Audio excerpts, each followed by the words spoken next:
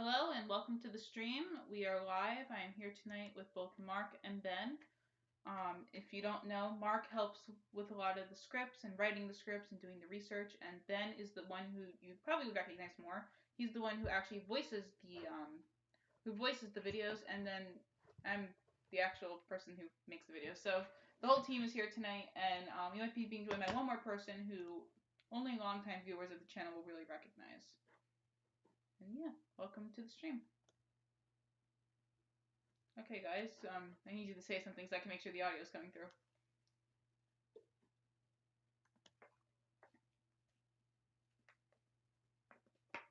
Yeah, 500 subs.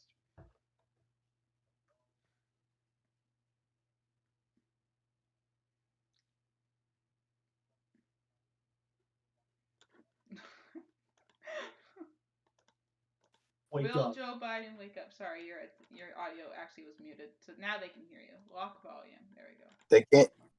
They didn't hear my beautiful question? Okay, here, ask it again. Ask it again. Answer your question again. I apologize in advance for sounding like a chain smoker. He isn't. Don't worry. Audio actually was muted. My So voice has been stolen by me. There we go. They can't stolen from me. Did I didn't hear my beautiful question? Okay, here, ask it again. Ask it again. Answer your question again. I'm dying. I apologize in advance for sounding like a chain smoker. Okay, we're good to go. It's coming through great. Okay, sorry about that, everyone. Just when we first set up the stream, there's always some kind of problem.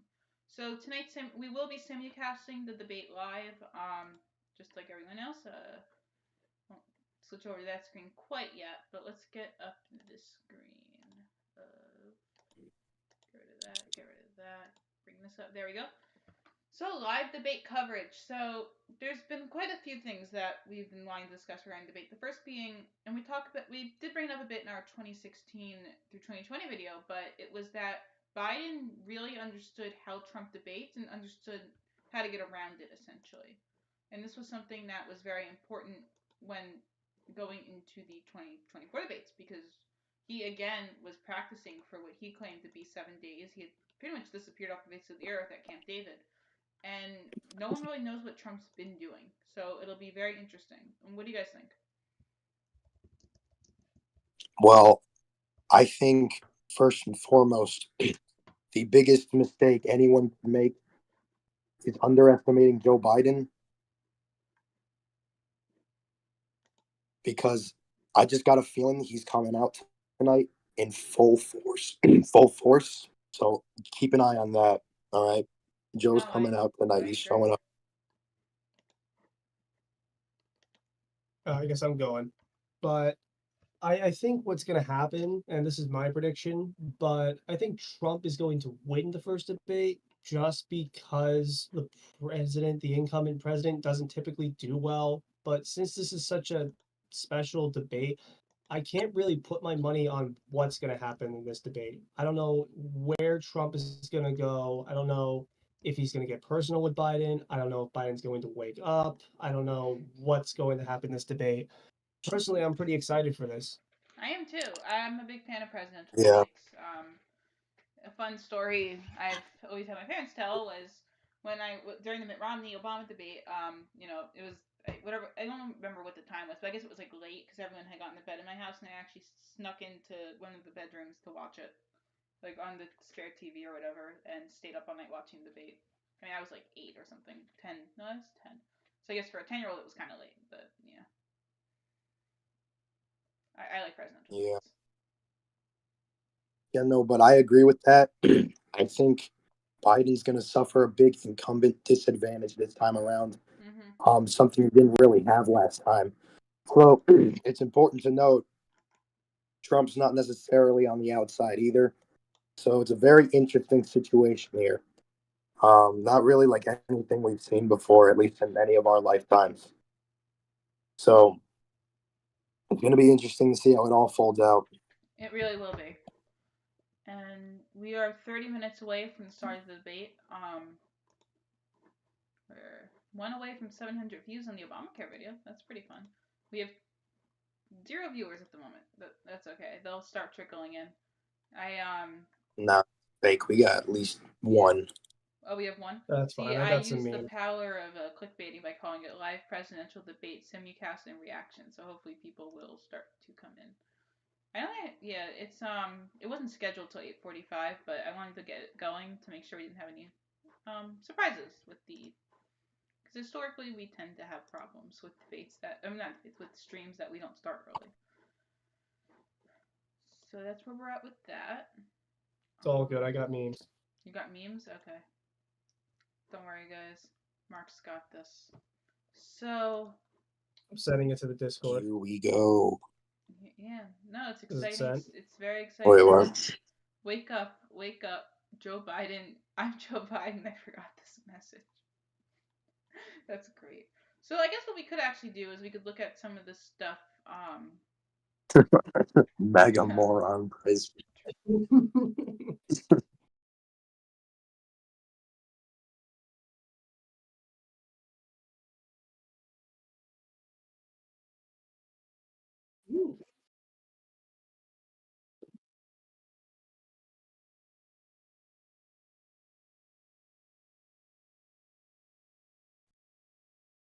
Oh man.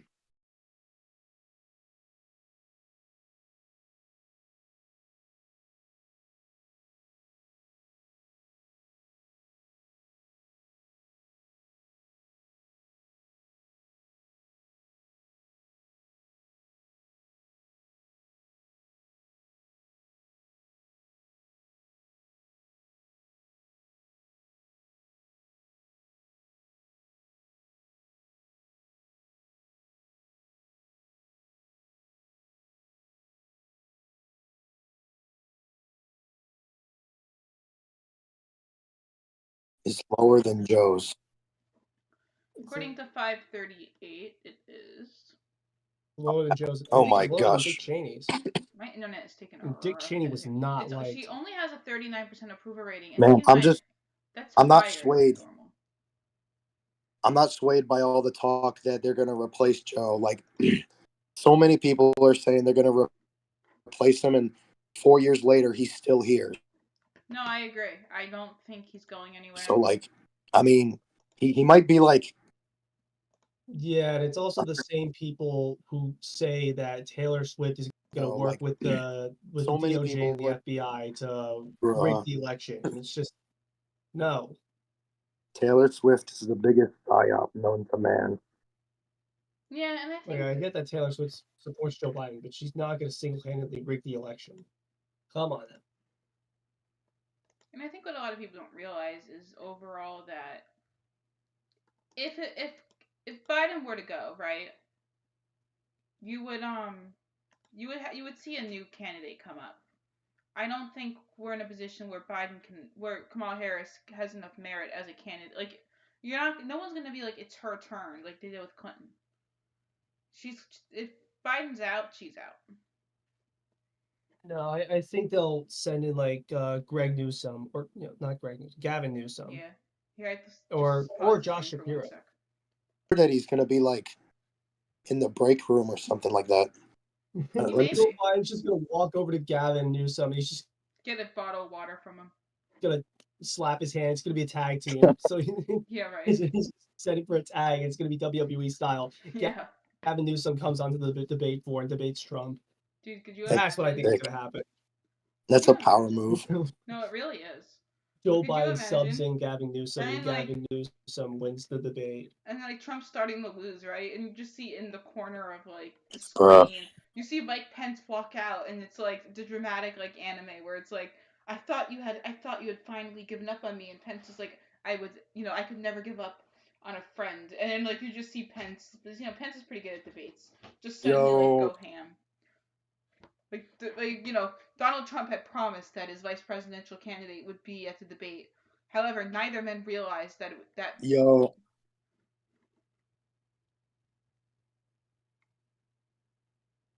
would be so epic. Gavin Newsom comes to sub in, and then Pence just goes and walks to him, and he goes, all right, let's go debate somewhere else, Gavin. Takes him out. Yeah, no, really. Oh my God. If Mike Pence was actually the VP after all this. I'm gonna flip. My gosh. It would be very Bro. funny.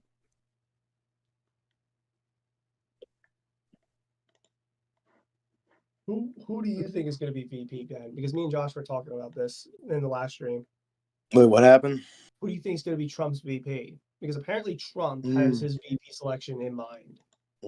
I heard that his VP is going to be at the debate tonight. That's what they're saying. A lot of people are saying Vivek Ramaswamy. I just don't see it. I really don't see it. I honestly don't know because I just don't see Trump just choosing any of the people that people are talking about, because that's just not him. I put my money on Ben Carson, to be honest. I just think he's just perfect for the role. He's not bombastic. He's the perfect contrast personality wise. He is, and it's important to remember that you don't Also, I just like Ben Carson, so I mean, you don't want two if I had to Donald pick Trumps one. on the ticket. I mean, Vivek doesn't bring anything new. Vivek is just Donald Trump too. Why would I vote for what makes me vote for Donald Trump with Vivek that Donald Trump wouldn't begin with? Oh, and Primal B is back. Hi, Primal B. Welcome back to the stream. He kept the stream going last night. He was asking lots of good questions. Population that would be why would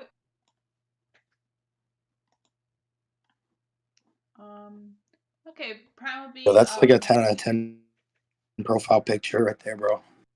Primal B asks, "How have you been since the last stream?" And the answer is pretty good. How have you been? Any questions while we're waiting on the debate to start? We will be playing the debate as well, so you don't need to worry about having multiple sources open. This is a one-stop shop for watching the stream. And hopefully more people begin to come in soon. Wait, we're gonna be playing the debate? Yeah, no, I have it open, so you'll be able to watch the debate in the stream. Are we playing the debate? Because I assumed we were. Yeah, we're playing the debate, like the Republican primary debates, same type of format. Is it me or is Josh cutting out? We got another viewer.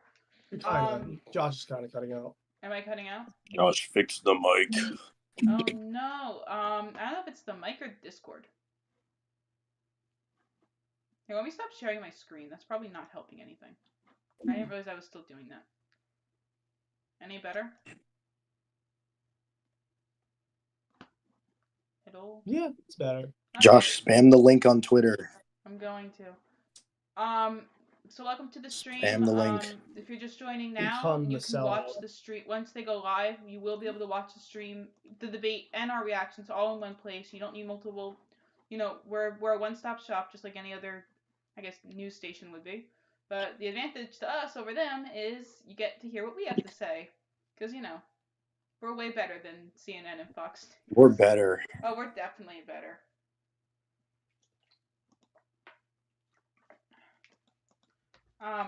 For longtime viewers of the channel, we may be joined I'm better than Sean Hannity. I'm just saying. Fox News has projected Joe Biden the winner of the first debate. That's funny.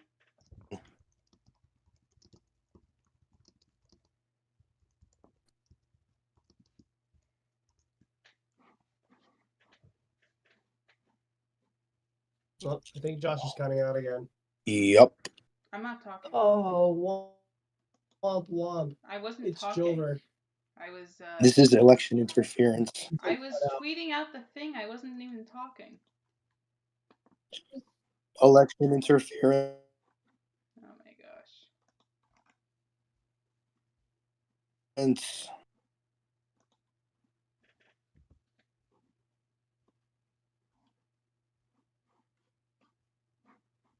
I heard. Well, the thing just cut out. What?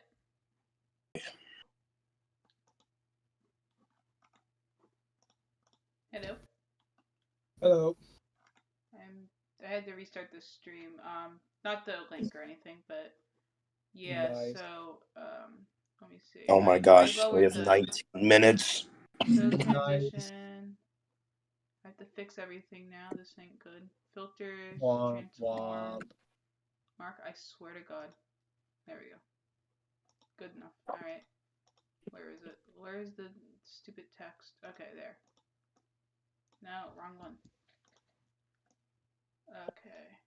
Yeah, sorry everyone just joining now. I had to, the stream was, the quality was too high. It was basically crashing. It was trying to do 4K. I flew too close to the sun, I guess you could say. Transform, fit the screen. There we go. Just fix this real quick. Or not. Okay. No, it really is a womp womp moment. There we go. So unfortunate. It really is. Sure. Terrible thing. Terrible problem to have. Absolutely, utterly Jover. Okay. Bro, don't tell me my charger's dead, bro. Come. Let me fix the stream quality. Please, I just want to fix it. There we go. That's pretty good, I'd say. I'll take it.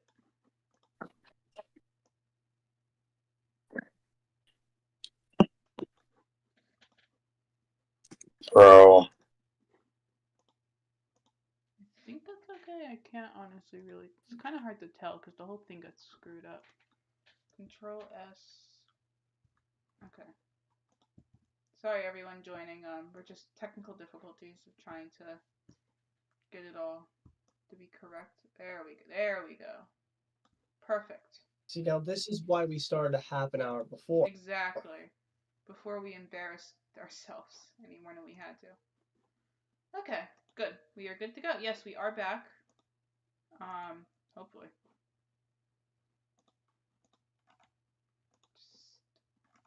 Yo. Oh, come on. Where's the debate link? Oh my gosh. If you just go on YouTube, you'll find it.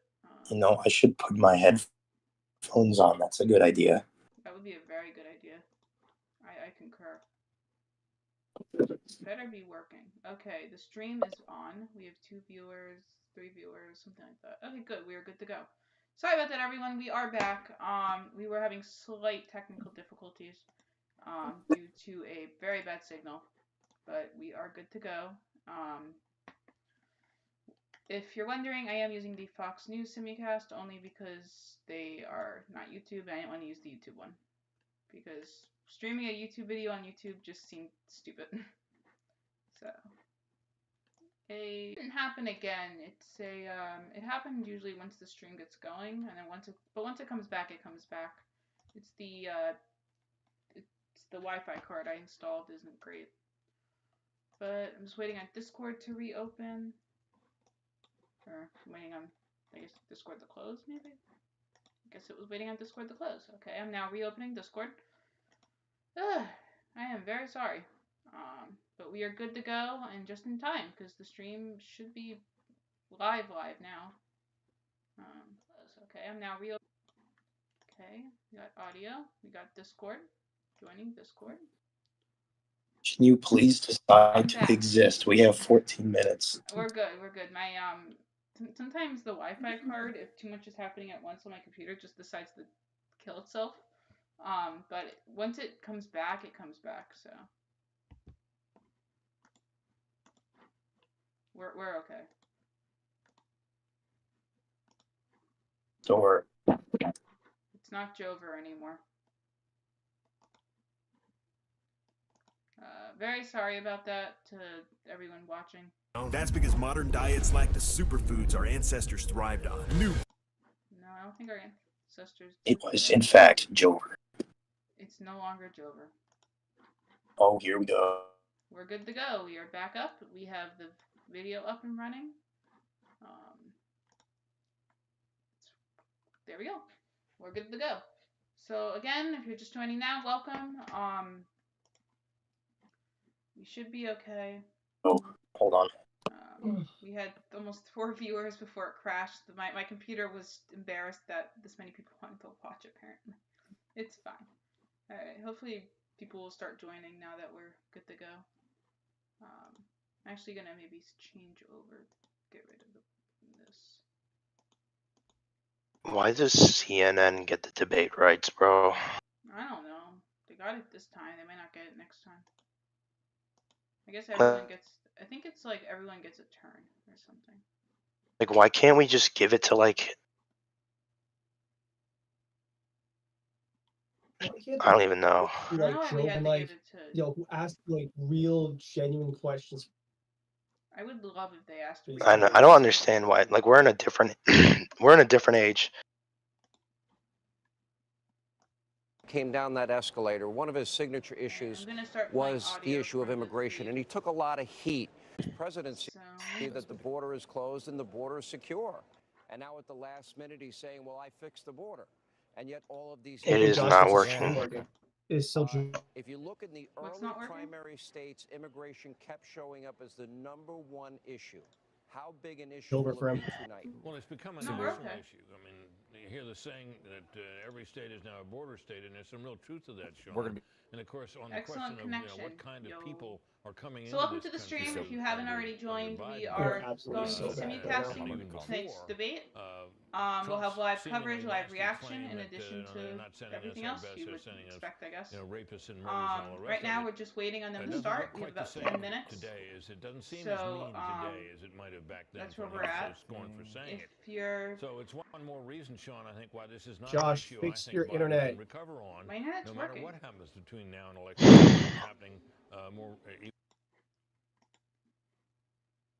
We're good. It says Josh, excellent you only have connection. 10 minutes. It says excellent connection. And I'm not dropping any frames. I got it balanced. I'm out of the 30 frames per second I'm allowing, it's doing all 30. Before it was dipping under 20.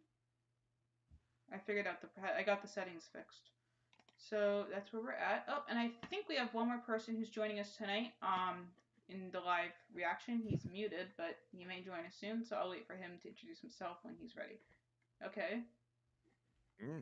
Hello. Hello. Let me just make it a little louder. Welcome to the stream, Danny, longtime friend of the channel and contributor to the channel. Pleasure to be here as always, Josh. Yeah. So right now we're just waiting on the debate to start, and we'll be getting ready to go. Probably just leave this open, so people will click off if they don't see any kind of debate. We got a little bit of a bingo courtesy of Axios. Oh, do we? We got a bingo debate bingo. Oh, here, send it in the Yeah. I'll put it up on screen. Here's the interactive. Here's the interactive version. Yeah, let's but put I the interactive version, and we'll during ad breaks we'll go and fill it in as we go. We'll do it that way. Oh, I see it. Here's the link. Is the top left corner January 6th? Like that. No, crooked. So is this just for Trump or is this for You can have it randomized too. Let me get a piece of paper actually. I'll write this down. Yeah, that's fine. My computer's trying to figure out if it should open the link in I might do Firefox or some private because, Firefox. That's how I operate. Yeah. Alright. My computer's not happy with the thing. It's fine. The stream's going, so. Good all. Come on, you can figure it out. I know the taskbar. I gotta buy a new computer. There we go. That's how I'm gonna. We're okay. Let me make Danny a little louder. Here, Danny, can you up your mic more?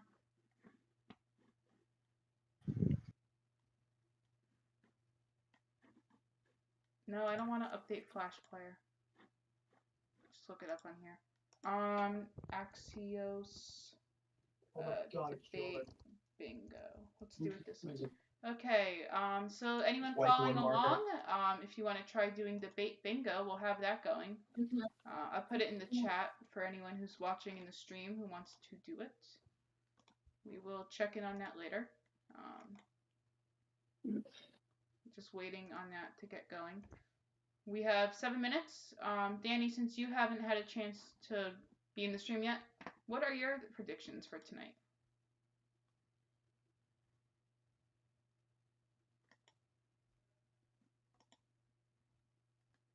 Hello?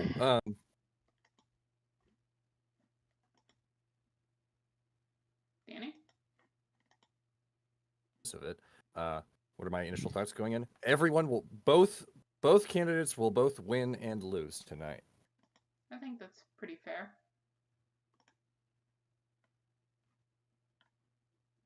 In one form or another. But I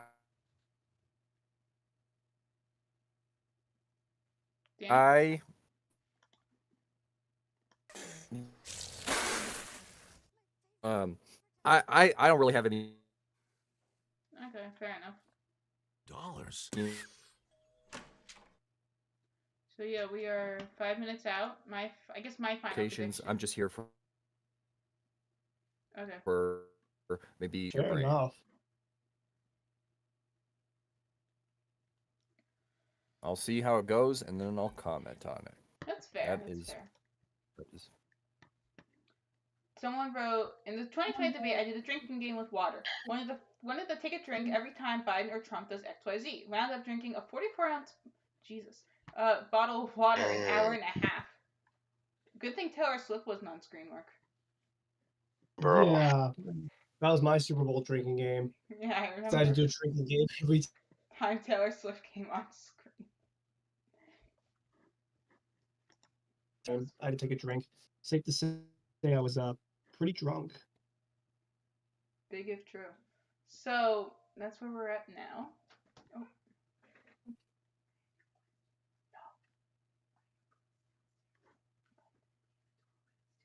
Okay.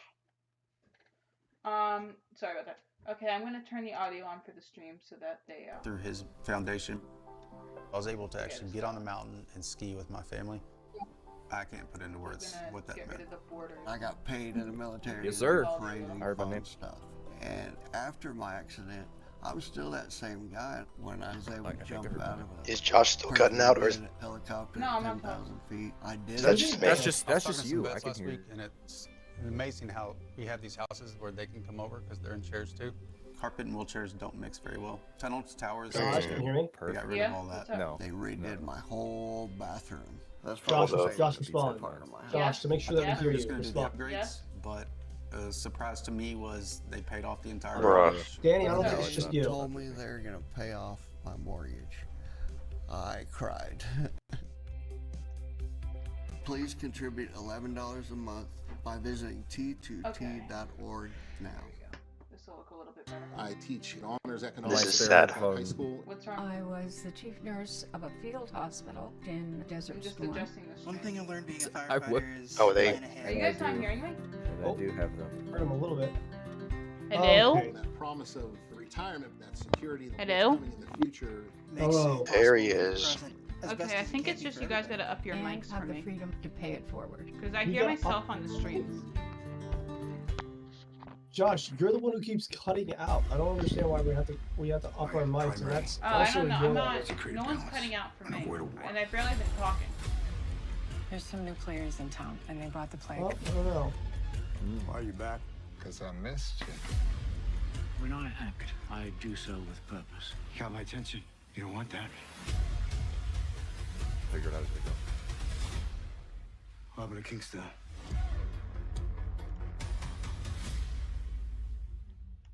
Okay, here we go. If you're just joining now, welcome to the channel. We will be playing the debate President Biden live. and former President Trump about to take the stage in Atlanta. We'll get some final thoughts here. We'll go down the row. Harold?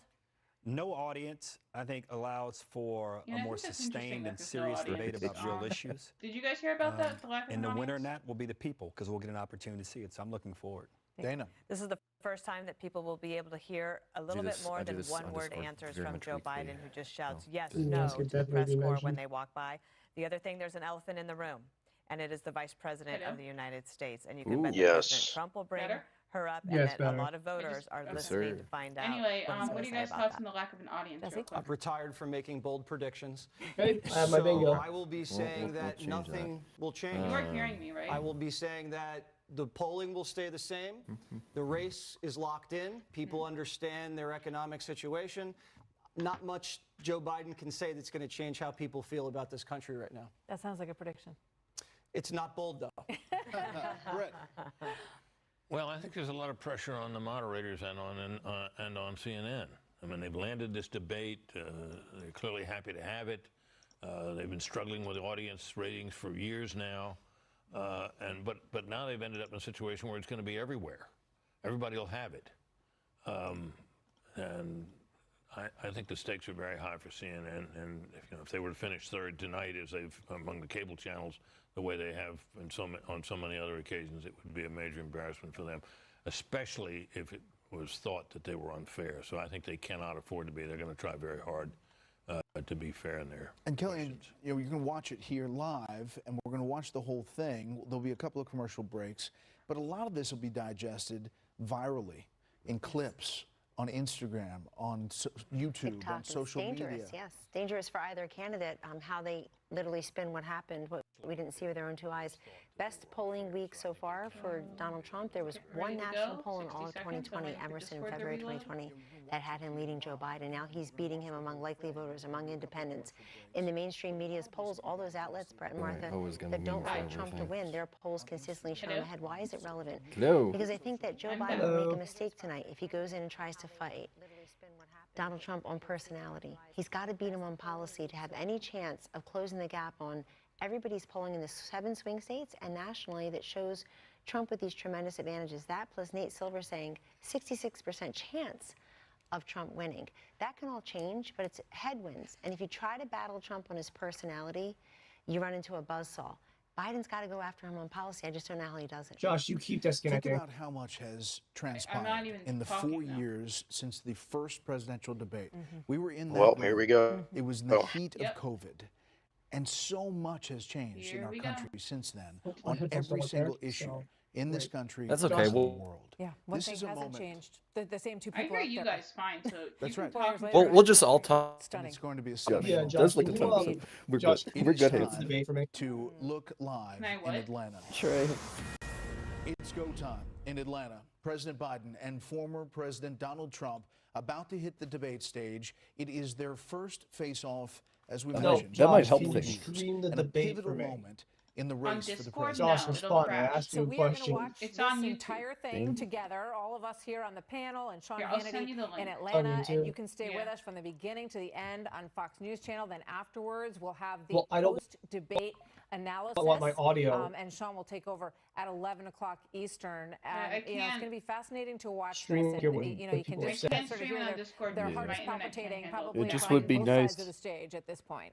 Both men will walk out. Sorry, into I It just dropped would be that. nice They will face each to other hear what's for the being said first at the time debate as well in as 4 to hear years. each other. They've talked Yes, past that's each true. other. Here, Their let me see. commercials have Let me run. try. The campaigns have hurled insults. No, you Now don't have to the try. two men I are on just- the stage, I just and the don't know White what House to do now is on the because I line. can't. Hold on, So hold there's on. a handshake here, and we'll watch this Here you open go. right Doing now. on low quality for you, Taste though, the just for American people the audio will with be just good. over 4 months until Election Day. Good evening, I'm Dana Bash, anchor of CNN's Inside Politics and co-anchor of State of the Union. I'm Jake Tapper, anchor of CNN's The Lead and co-anchor of State of the Union. Dana and I will co-moderate this evening. Our job is to facilitate a debate between the two candidates tonight. Before we introduce them, we want to share the rules of the debate with the audience at home. Former President Trump will be on the left side of the screen. President Biden will be appearing on the right. A coin toss determined their positions. Each candidate will have 2 minutes to answer a question and 1 minute each for responses and rebuttals. An additional minute for follow-up, clarification, or response is at the moderator's discretion. When it's time for a candidate to speak, his microphone will be turned on and his opponent's microphone will be turned off. Should a candidate interrupt when his microphone is muted, he will be difficult to understand for viewers at home. Oh, no. At the end of the debate, each candidate will get 2 minutes for closing statements. Mark. There is no studio audience tonight. Pre-written notes, props, or What about comments Mark? with campaign staff are not permitted during the debate. By accepting our invitation to debate, both candidates and their campaigns agreed to accept these rules. Now, please welcome the 46th President of the United States, Joe Biden. I don't know what to do. Oh, they're playing music.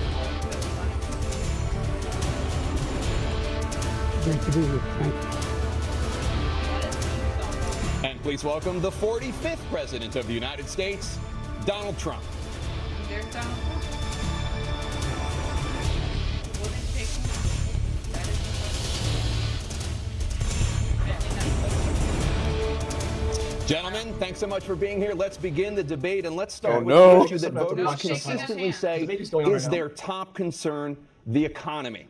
President Biden, inflation has slowed, but prices remain high. Since you took office, the price of essentials has increased. For example, a basket of groceries that cost $100 then now costs more than $120. And typical home prices have jumped more than 30%. What do you say to voters who feel they are worse off under your presidency than they were under President Trump? We got to take a look at what I was left when I became president. So good, I streamed it last Mr. time. Trump left. Oh me. no! We had an economy that was in free fall. The pandemic was so badly handled. Many people were dying. All he said was, "It's not that serious. Just inject a little bleach into your arm. You'll be all right." The economy collapsed. There were no jobs. Unemployment rate rose to 15%. It was terrible. And so what we had to do is try to put things back together again. And that's exactly what we began to do. We created 15,000 new jobs. We brought out the position where we have 800,000 new manufacturing jobs. But there's more to be done. There's more to be done. Working class people are still in trouble. I come from Scranton, Pennsylvania. I come from a household where the kitchen table, if the things weren't able to be met during the month, it was a problem. The price of eggs, the price of gas, the price of housing, the price of a whole range of things. That's why I'm working so hard to make sure I deal with those problems. And we're going to make sure that we reduce the price of housing. We're going to make sure we build 2 million new units. We're going to make sure we cap rents so corporate greed can't take over. The combination, what I was left with in corporate greed, is the reason why we're in this problem right now. In addition to that, we're in a situation where if you take a look at all that was done in his administration, he didn't do much at all. By the time he left, things were in chaos. Literally chaos. And so we put things back together. We created, I said, those jobs. We make sure we had a situation where we brought down the price of prescription drugs, which is a major issue for many people, to $15 for a insulin shot as opposed to $400. No senior has to pay more than $200 for any drug, all the drugs they can include beginning next year. And the situation is and we're going to make that available to everybody, to all Americans. So we're working to bring down the price of the kitchen table, and that's what we're going to get done. Thank you. President Trump? We had the greatest economy in the history of our country, and we have never done so well. Everybody was amazed by it. Other countries were copying us. We got hit with COVID, and when we did, we spent the money necessary so we wouldn't end up in a Great Depression, the likes of which we had in 1929. By the time we finished, so we did a great job. We got a lot of credit for the economy, a lot of credit for the military, and no wars, and so many other things. Everything was rocking good. But the thing we never got the credit for, and we should have, is getting us out of that COVID mess. He created mandates that was a disaster for our country, but other than that, we had given them back a country where the stock market actually was higher than pre-COVID, and nobody thought that was even possible. The only jobs he created are for illegal immigrants and bounce-back jobs, a bounce back from the COVID. He has not done a good job. He's done a poor job, and inflation's killing our country. It is absolutely killing us. Thank you. President Biden? Well, look, the greatest economy in the world, he's the only one who thinks that, I think. I don't know anybody else who thinks he had the greatest economy in the world. And, the fact of the matter is that we find ourselves in a situation where his economy, he rewarded the wealthy. He had the largest tax cut in American history, $2 trillion. He raised a deficit larger than any president has in any one term. He's the only president other than Herbert Hoover who's lost more jobs than he had when he began, since Herbert Hoover. The idea that he did something that was significant. And the military, when he was president, they were still killing people in Afghanistan. He didn't do anything about that. We need RFK Jr. in here to make Biden sound good. We were this safe country. The truth is, I'm the only president this century that doesn't have this decade, that doesn't have any troops dying anywhere in the world like he did. That's not true. Troops just died in President Trump, I want to follow up if I can. Am I allowed to respond to him? Well, I'm going to ask you a follow-up. You can do whatever you want with the minute that we give you. I want to follow up. You want to impose a 10% tariff on all goods coming into the U.S. Check off China. How will you ensure that doesn't drive prices even higher? It's not going to drive up. Also, inflation blinking. Countries that have been ripping us off for years, like China and many others, in all fairness to China. It's going to just force them to pay us a lot of money, reduce our deficit tremendously, and give us a lot. I'm also going to play a game. I'm going to take He made a statement. The only thing he was right about is I gave you the largest every time we tax get cut one in on the history. board, I also even gave when we you the don't. largest regulation cut in history. That's why we had all the jobs. And the jobs went down, and then they bounced back, and he's taking credit for bounce back jobs. You can't do that. He also said he inherited 9% inflation. No, he inherited almost no inflation, and it stayed that way for 14 months. And then it blew up under his leadership because they spent money like a bunch of people that didn't know what they were doing, and they don't know what they were doing. It was the worst, probably the worst administration in history. There's never been. And as far as Afghanistan is concerned, I was getting out of Afghanistan, but we were getting out with dignity, with strength, with power. He got out. It was the most embarrassing day in the history of our country's life. President Trump, over the last 8 years, under both of your administrations, the national debt soared to record highs. And according to a new nonpartisan analysis, President Trump, your administration approved $8.4 trillion in new debt, while so far, President Biden, you've approved $4.3 trillion in new debt. So, former President Trump, many of the tax cuts that you signed into law are set to expire next year. You want to extend them and go even further, you say. With the U.S. facing trillion-dollar deficits and record debt, why should top earners and corporations pay even less in taxes than they do now? Because the tax cuts spurred the greatest economy that we've ever seen just prior to COVID. And even after COVID, it was so strong that we were able to get through COVID much better than just about any other country. But we spurred, that tax spurred. Now, when we cut the taxes, as an example, the corporate tax was cut down to 21% from 39%, plus beyond that. We took in more revenue with much less tax, and companies were bringing back trillions of dollars back into our country. The country was going like never before, and we were ready to start paying down debt. We were ready to start using the liquid gold right under our feet, the oil and gas right under our feet. We were going to have something that nobody else has had. We got hit with COVID. We did a lot to fix it. I gave him an unbelievable situation with all of the therapeutics and all of the things that we came up with. COVID. We gave him something great. Remember, more people died under his administration, even though we had largely fixed it. More people died under his administration than our administration, and we were right in the middle of it, something which a lot of people don't like to talk about. But he had far more people dying in his administration. He did the mandate, which is a disaster, mandating it. The vaccine went out. He did a mandate on the vaccine, which is the thing that people most objected to about the vaccine. And he did a very poor job, just a very poor job. And I will tell you, not only poor there, but throughout the entire world, we're no longer respected as a country. They don't respect our leadership. They don't respect the United States anymore. We're like a third world nation between weaponization of his election, trying to go after his political opponent. All of the things he's done, we've become like a third world nation, and it's a shame. The damage he's done to our country, and I'd love to ask him, and will, why he allowed millions of people to come in here from prisons, jails, and mental institutions to come into our country and destroy our country. President Trump, we will get to immigration later in this block. President Biden, I want to give you an opportunity to respond to this question about the national debt. He had the largest national debt of any president in a 4-year period, number one. Number two, that $2 trillion tax cut benefited the very wealthy. What I'm going to do is fix the tax system. For example, we have 1,000 trillionaires in America. Billionaires in America. And what's happening? They're in a situation where they, in fact, pay 8.2% in taxes. If they just paid 24% or 25%, either one of those numbers, they'd raise $500 billion, I should say, in a 10-year period. We'd be able to wipe out his debt. We'd be able to help make sure that all those things we need to do, child care, elder care, making sure that we continue to strengthen our health care system, making sure that we're able to make every single solitary person eligible for what I've been able to do. Oh my God! With the COVID, excuse me. I'm not sure I can do this. Dealing with everything we have to do with. Look, if we finally beat Medicare. Thank you, President Biden. President Trump.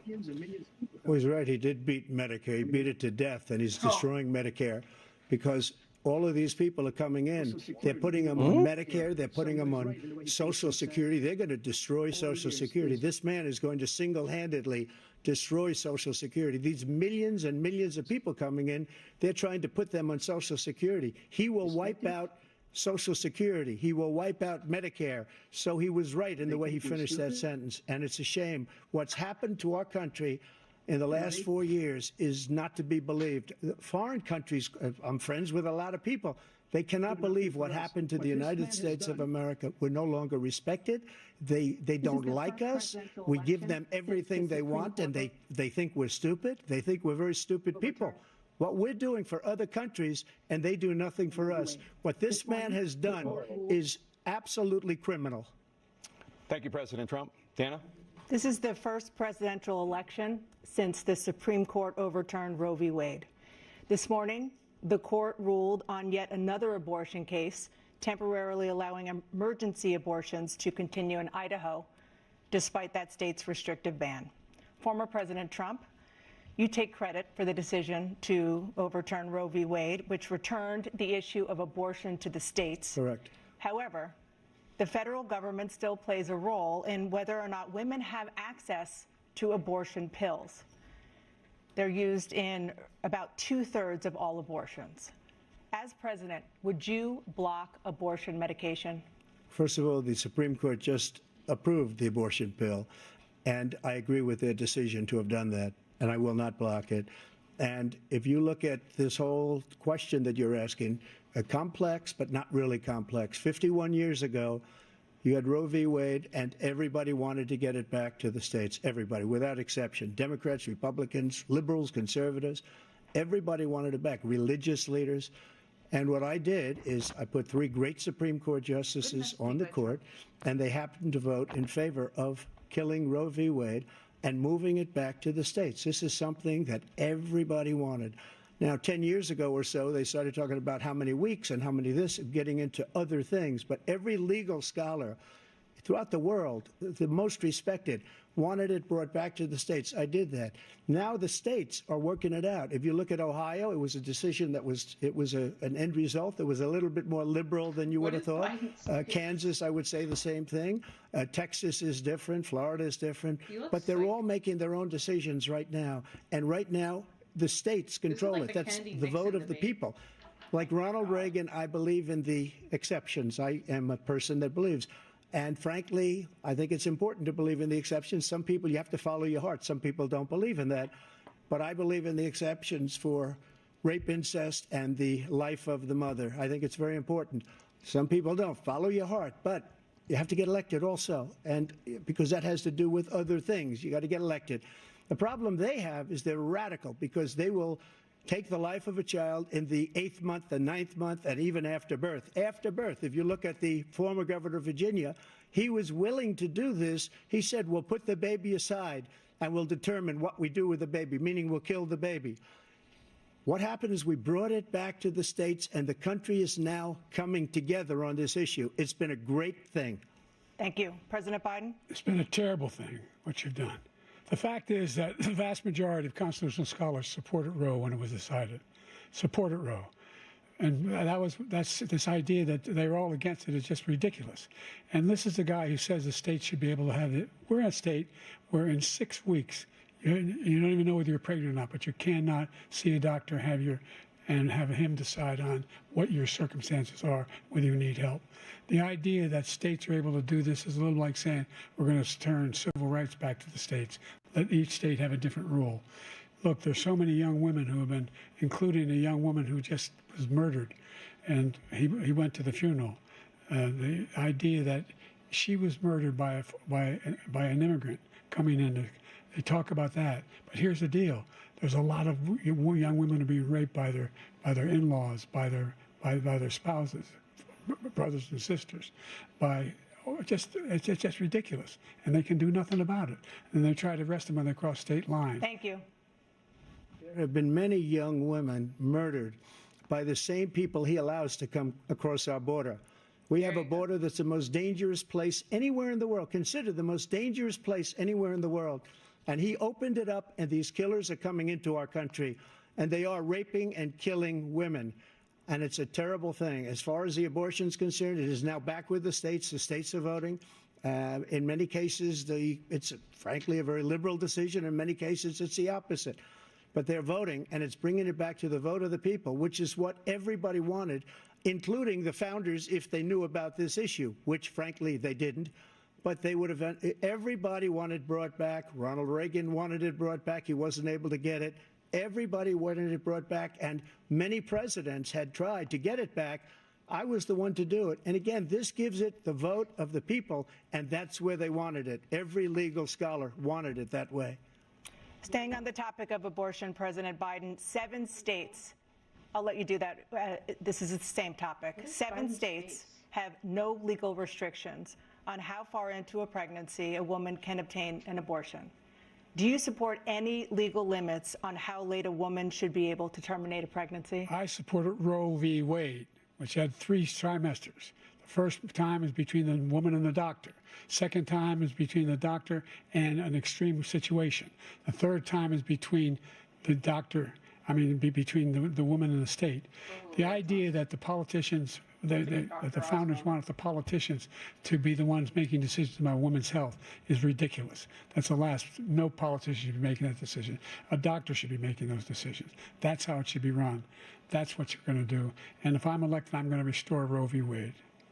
So that means he can take the life of the baby in the 9th month and even after birth, because some states, Democrat run, take it after birth. Again, the former governor of Virginia, put the baby down, then we decide what to do with it. So he's willing to, as we say, rip the baby out of the womb in the 9th month and kill the baby.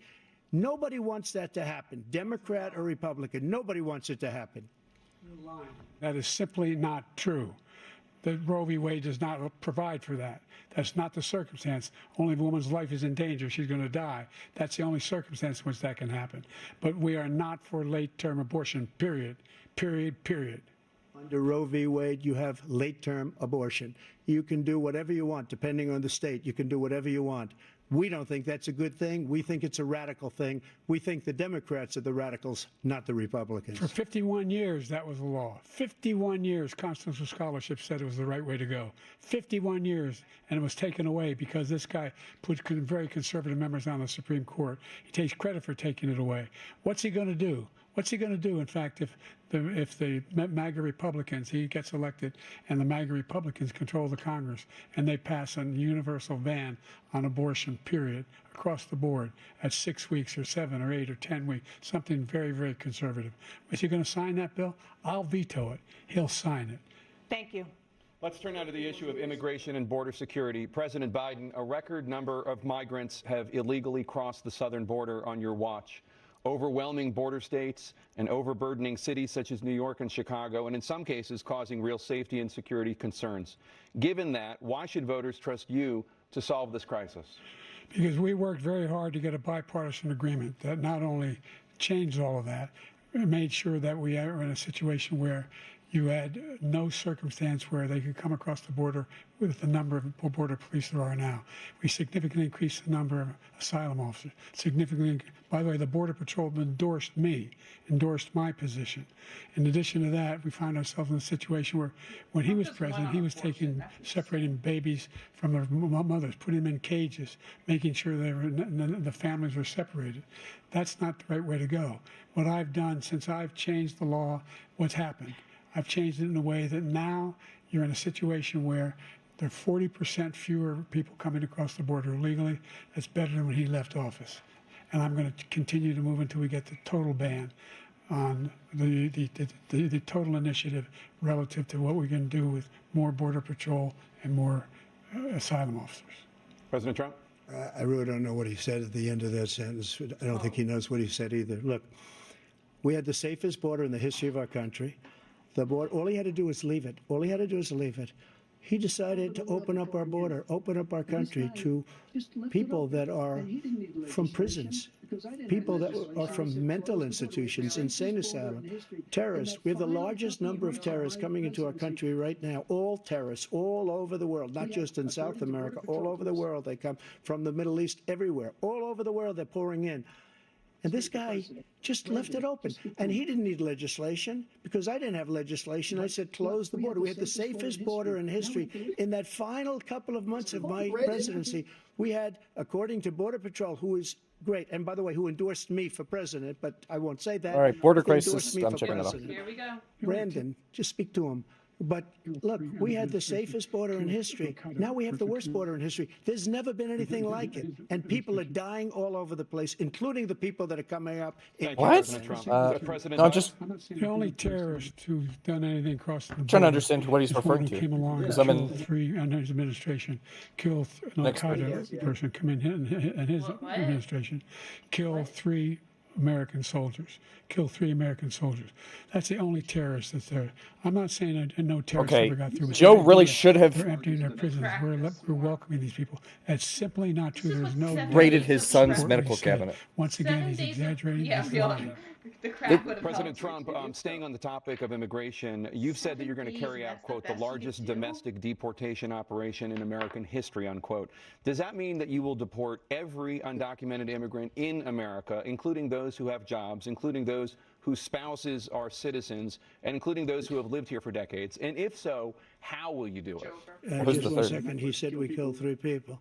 The people we killed are al-Baghdadi and Soleimani, the 2 greatest terrorists, biggest terrorists anywhere in the world. And it had a huge impact on everything, not just border, on everything. He's the one that killed people with the bad water, including hundreds of thousands of people dying and also killing our citizens when they come in.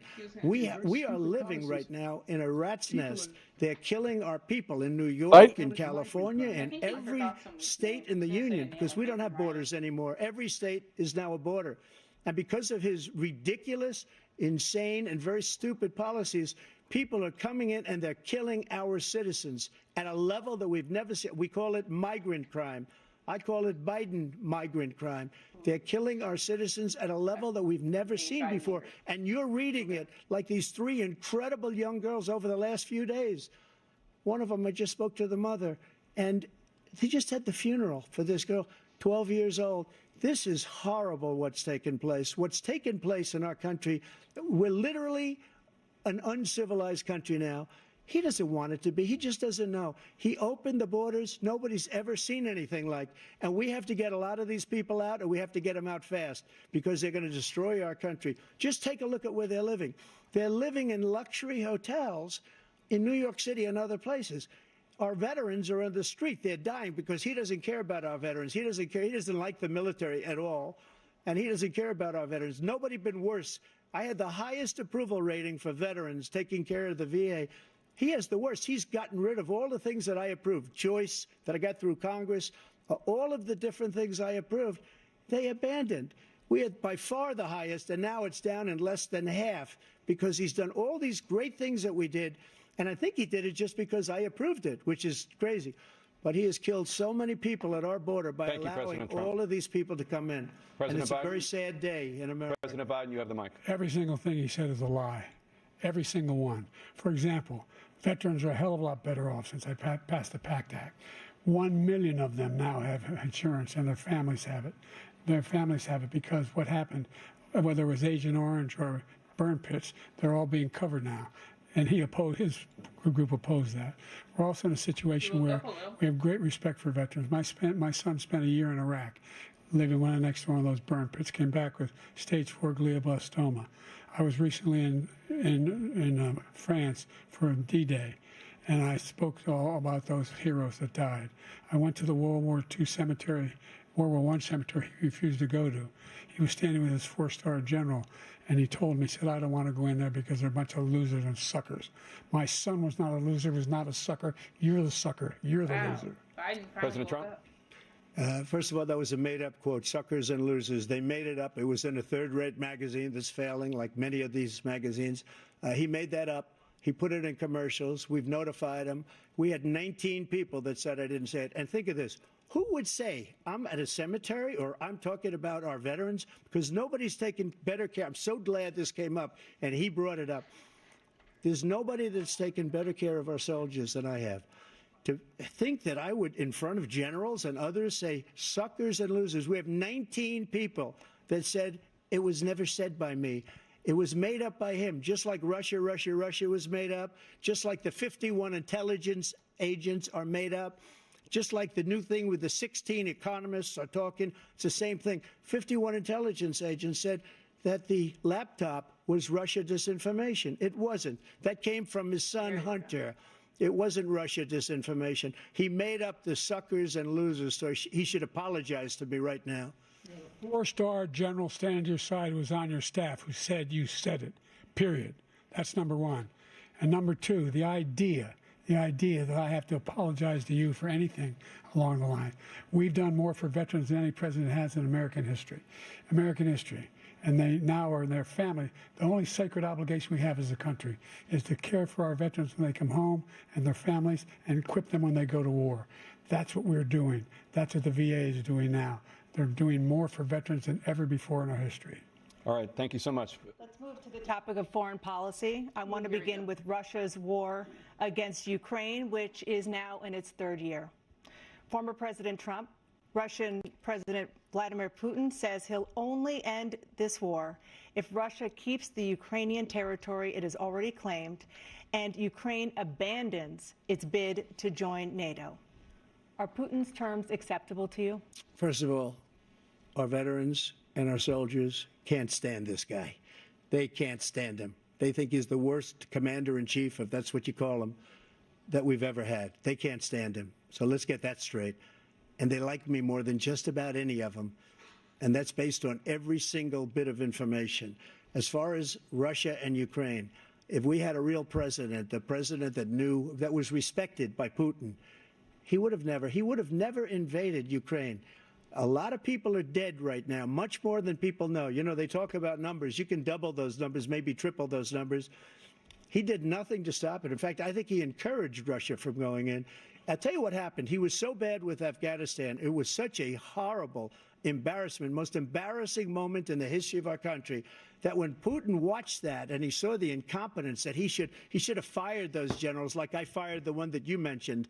And so he's got no love lost. But he should have fired those generals. No general got fired for the most embarrassing moment in the history of our country, Afghanistan, where we left billions of dollars of equipment behind. We lost 13 beautiful soldiers, and 38 soldiers were obliterated. And by the way, we left people behind, too. We left American citizens behind.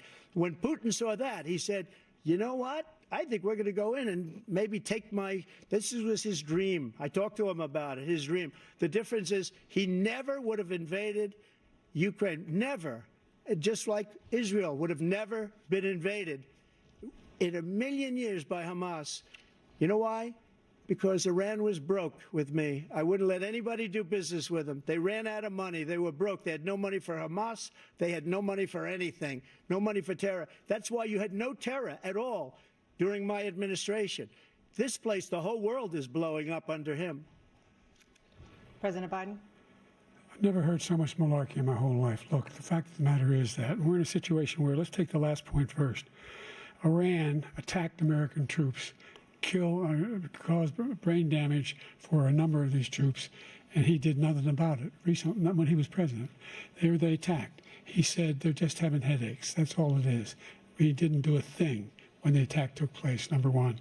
Number two, we got over 100,000 Americans and others out of Afghanistan during that airlift. Number three, we found ourselves in a situation where, if you take a look at what Trump did in Ukraine, this guy told Trump, do whatever you want, and do whatever you want. And that's exactly what Trump did to Putin, encourage him, do whatever you want. And he went in. And listen to what he said when he went in. He was going to take Kyiv in 5 days, remember? Because it's part of the old Soviet Union. That's what he wanted to reestablish, Kyiv. And he, in fact, didn't do it at all. He wasn't able to get it done. And they've lost thousands and thousands of troops, 500,000 troops. President Trump, I never said that. For 1 minute, I just want to go back to my original question, which is, are Putin's terms acceptable to you? Keeping the territory in Ukraine? No, they're not acceptable. But look, this is a war that never should have started. If we had a leader in this war, he led everybody along. He's given $200 billion now or more to Ukraine. He's given $200 billion. That's a lot of money. I don't think there's ever been anything like it. Every time that Zelensky comes to this country, he walks away with $60 billion. He's the greatest salesman ever. And I'm not knocking him. I'm not knocking anything. I'm only saying the money that we're spending on this war, and we shouldn't be spending, it should have never happened.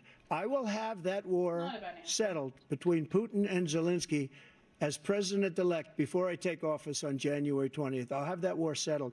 People being killed so needlessly, so stupidly, and I will get it settled, and I'll get it settled fast before I take office. But it's Trump's strategy of the fact is that Putin is a war criminal. He's killed thousands and thousands of people. And he has made one thing clear.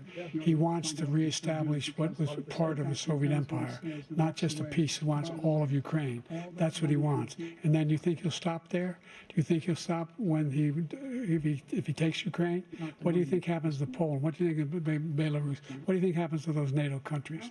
And so if you want a war, you ought to find out what he's going to do, because if in fact Biden is marginally waking up now. Away, by the way, all that money we give Ukraine are from weapons we make here in the United States. We give them the weapons, not the money at this point. And our NATO allies have produced as much funding for Ukraine as we have. That's why we're strong. Thank you. Moving on to the Middle East. In October, Hamas attacked Israel, killing more than 1,000 people and taking hundreds of hostages. Among those held and thought to still be alive are 5 Americans. Israel's response has killed thousands of Palestinians and created a humanitarian crisis in Gaza. President Biden, you've put forward a proposal to resolve this conflict. But so far, Hamas has not released the remaining hostages, and Israel is continuing its military offensive in Gaza. So what additional leverage will you use to get Hamas and Israel to end the war? You have 2 minutes. Number one, everyone from the United Nations Security Council straight through to the G7 to the Israelis and Netanyahu himself have endorsed the plan I put forward. Which has 3 stages to it. The first stage is trade the hostages for a ceasefire. Second phase is a ceasefire with additional conditions.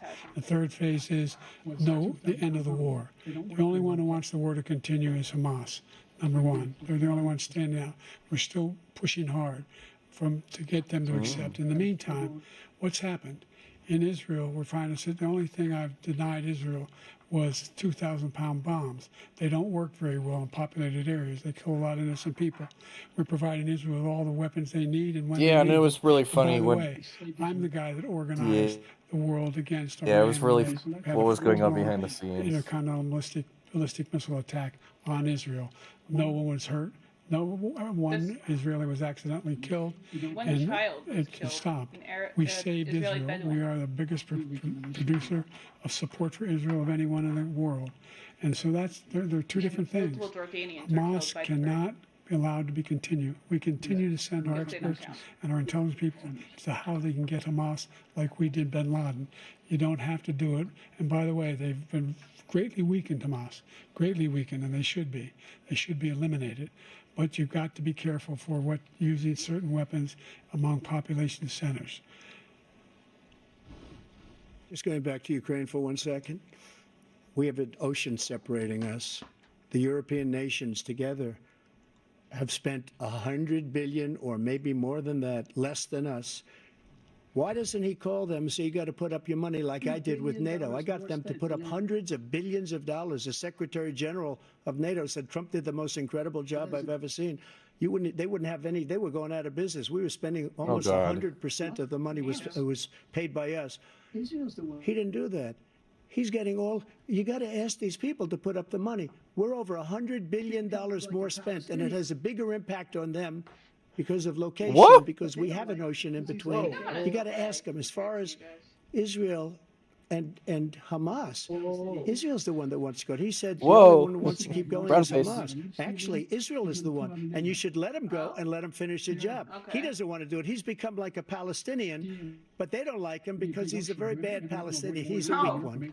Oh, you just called him Palestinian? President Biden, you have a minute. I've never heard so much foolishness. This is a guy who wants to get out of NATO. Are you going to stay in NATO? He's going to pull out of NATO. The idea that we have, our strength lies in our alliances as well. It may be a big ocean, but we're ever able to avoid a war in Europe, a major war in Europe? What happens if, in fact, you have Putin continue to go into NATO? We have an Article 5 agreement. Attack on one is attack on all. You want to start the nuclear war he keeps talking about, go ahead. Let Putin go in and control Ukraine and then move on to Poland and other places. See what happens then. He has no idea what the hell he's talking about.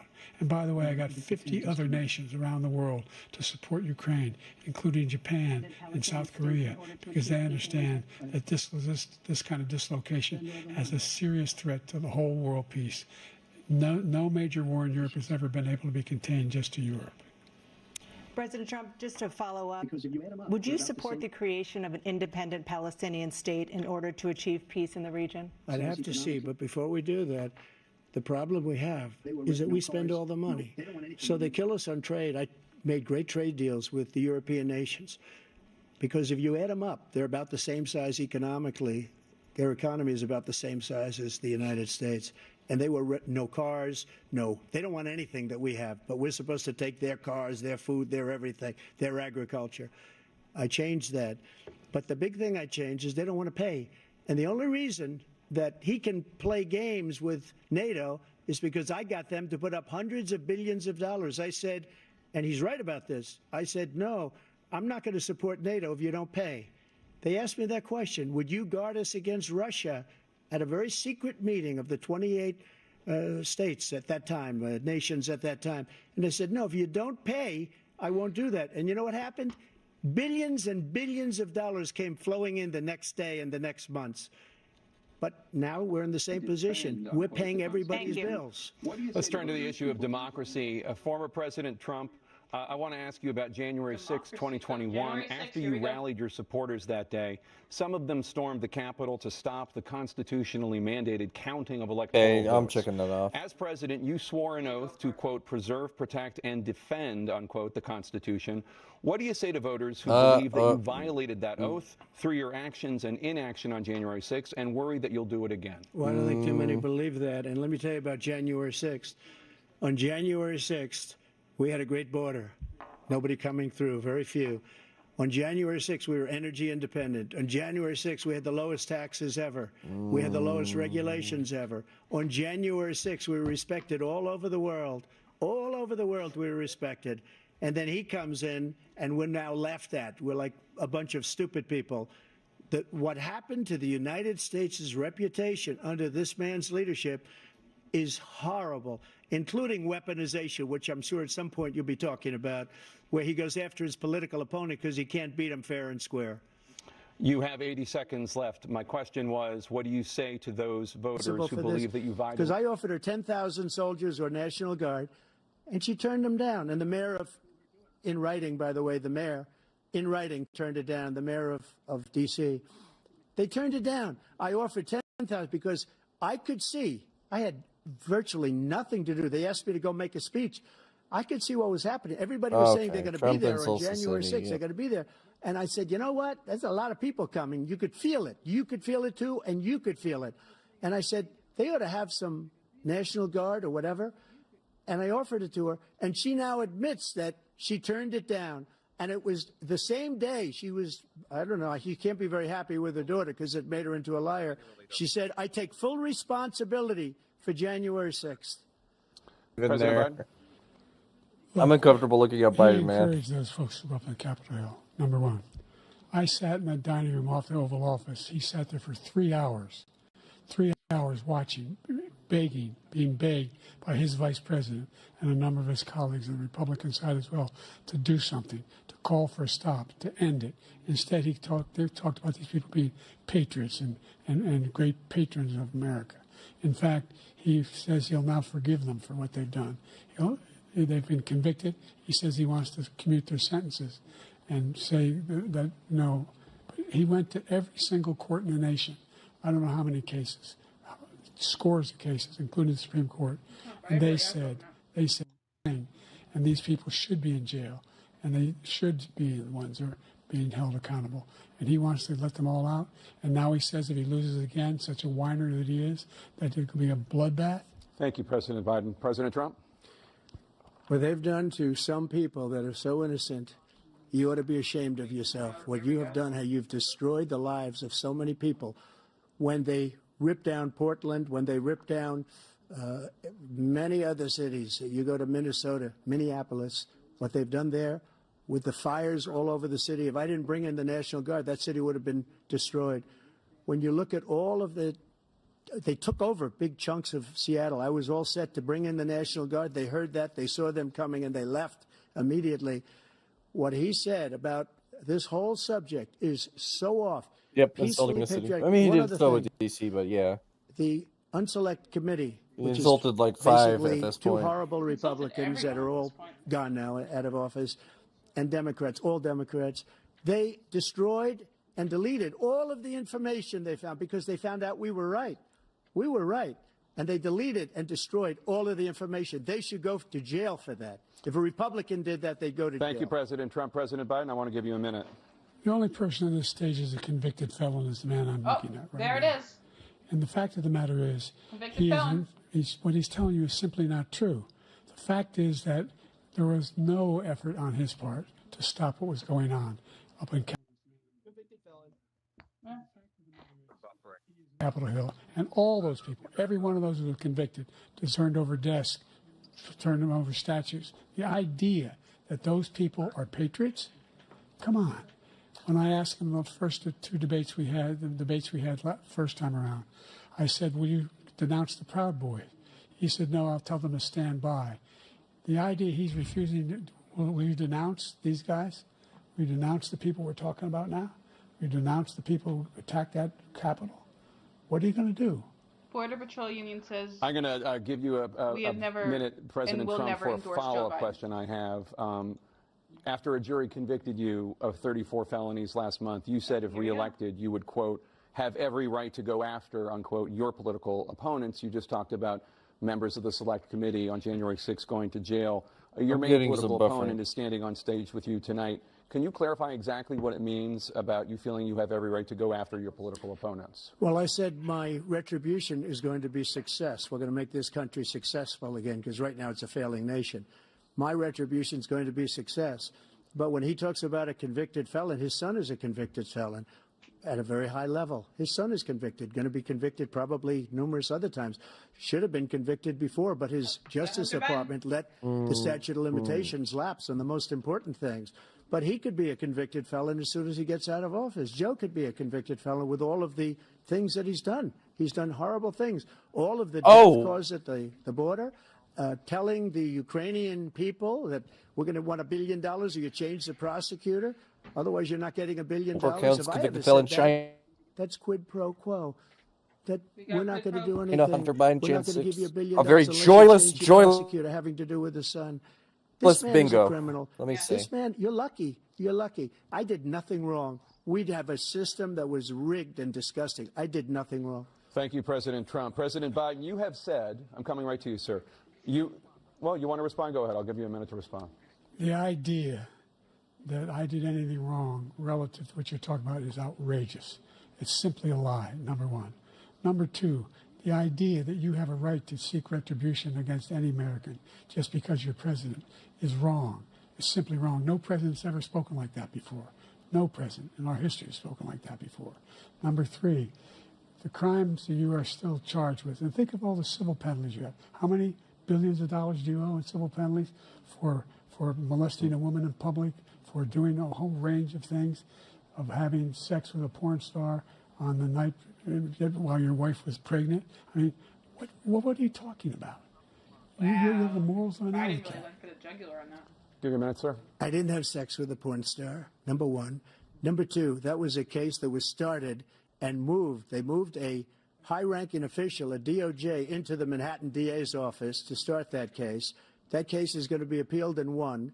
We had a very terrible judge, a horrible judge, Democrat. The prosecutor were all high-ranking Democrats, appointed people, and both the civil and the criminal. He basically went after his political opponent because he thought it was going to damage me. But when the public found out about these cases, because they understand it better than he does, he has no idea what these cases are. But when they found out about these cases, you know what they did? My poll numbers went up, way up. You know that because you're reporting it. And we took in more money in the last 2 weeks than we've ever taken in the history of any campaign. I don't think any campaign has ever taken. Hundreds of millions of dollars came pouring in because the public knows it's a scam, and it's a guy that's after his political opponent because he can't win fair and square. Thank you, President Trump. President Biden, you have said, quote, Donald Trump and his MAGA Republicans are determined to destroy American democracy. Do you believe that the tens of millions of Americans who are likely to vote for President Trump will be voting against American democracy? The more they know about what he's done, yes. The more they know about what he's done. And there's a lot more coming. He's got a lot of cases down the road coming around. He's got a whole range of issues he has to face. I don't know what the juries will do, but I do know he has a real problem. And so the fact that, could you ever think you heard any president say that I'm going to seek retribution? Do you ever hear any presidents say that I thought Hitler had some good ideas?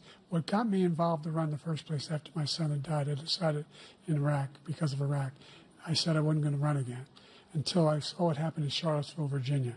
People coming out of the woods carrying swastikas, on torches, and singing the same anti-Semitic bile they sang when back in Germany. And the young woman got killed. I spoke to the mother. And they asked him, they said, what do you think of those people?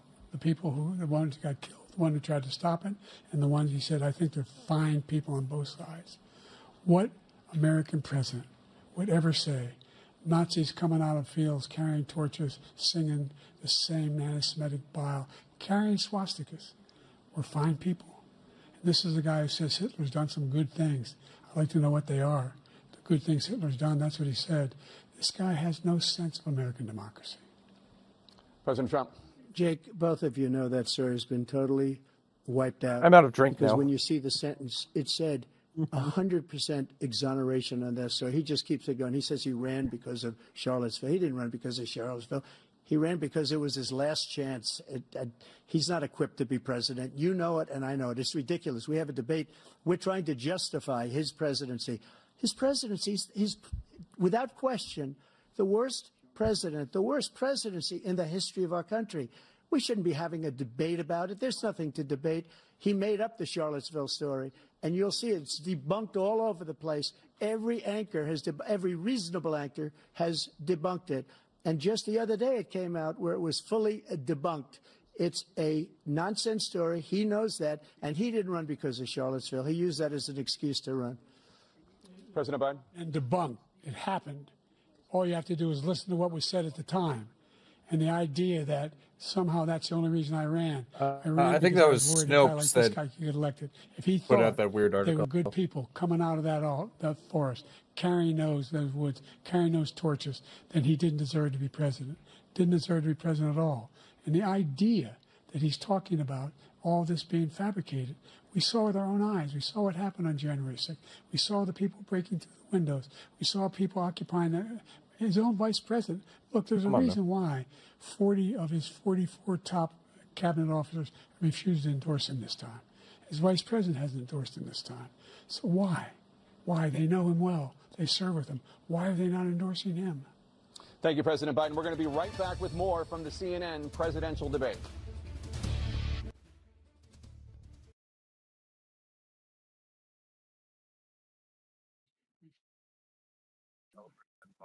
I don't like the main lesson I'm taking is that the Democratic Party. Okay, so that's where we are now. They just went on break. My mic turned off on Discord, not Discord, on OBS a minute ago. I'm not gonna. Hold on. You having fun, Danny? I'm not gonna cope or seethe. Mm-hmm. Defending cope and cave. Defending Biden here because I hate Biden. But this is come on. I fucking hate the Democratic Party sometimes. You're a But family-friendly. but yeah, Danny, just language-wise, family-friendly. Oh, gotcha. Yeah. Anyway, go on. Man. Yeah, I want to go back to my dead end awful job in the morning watching this.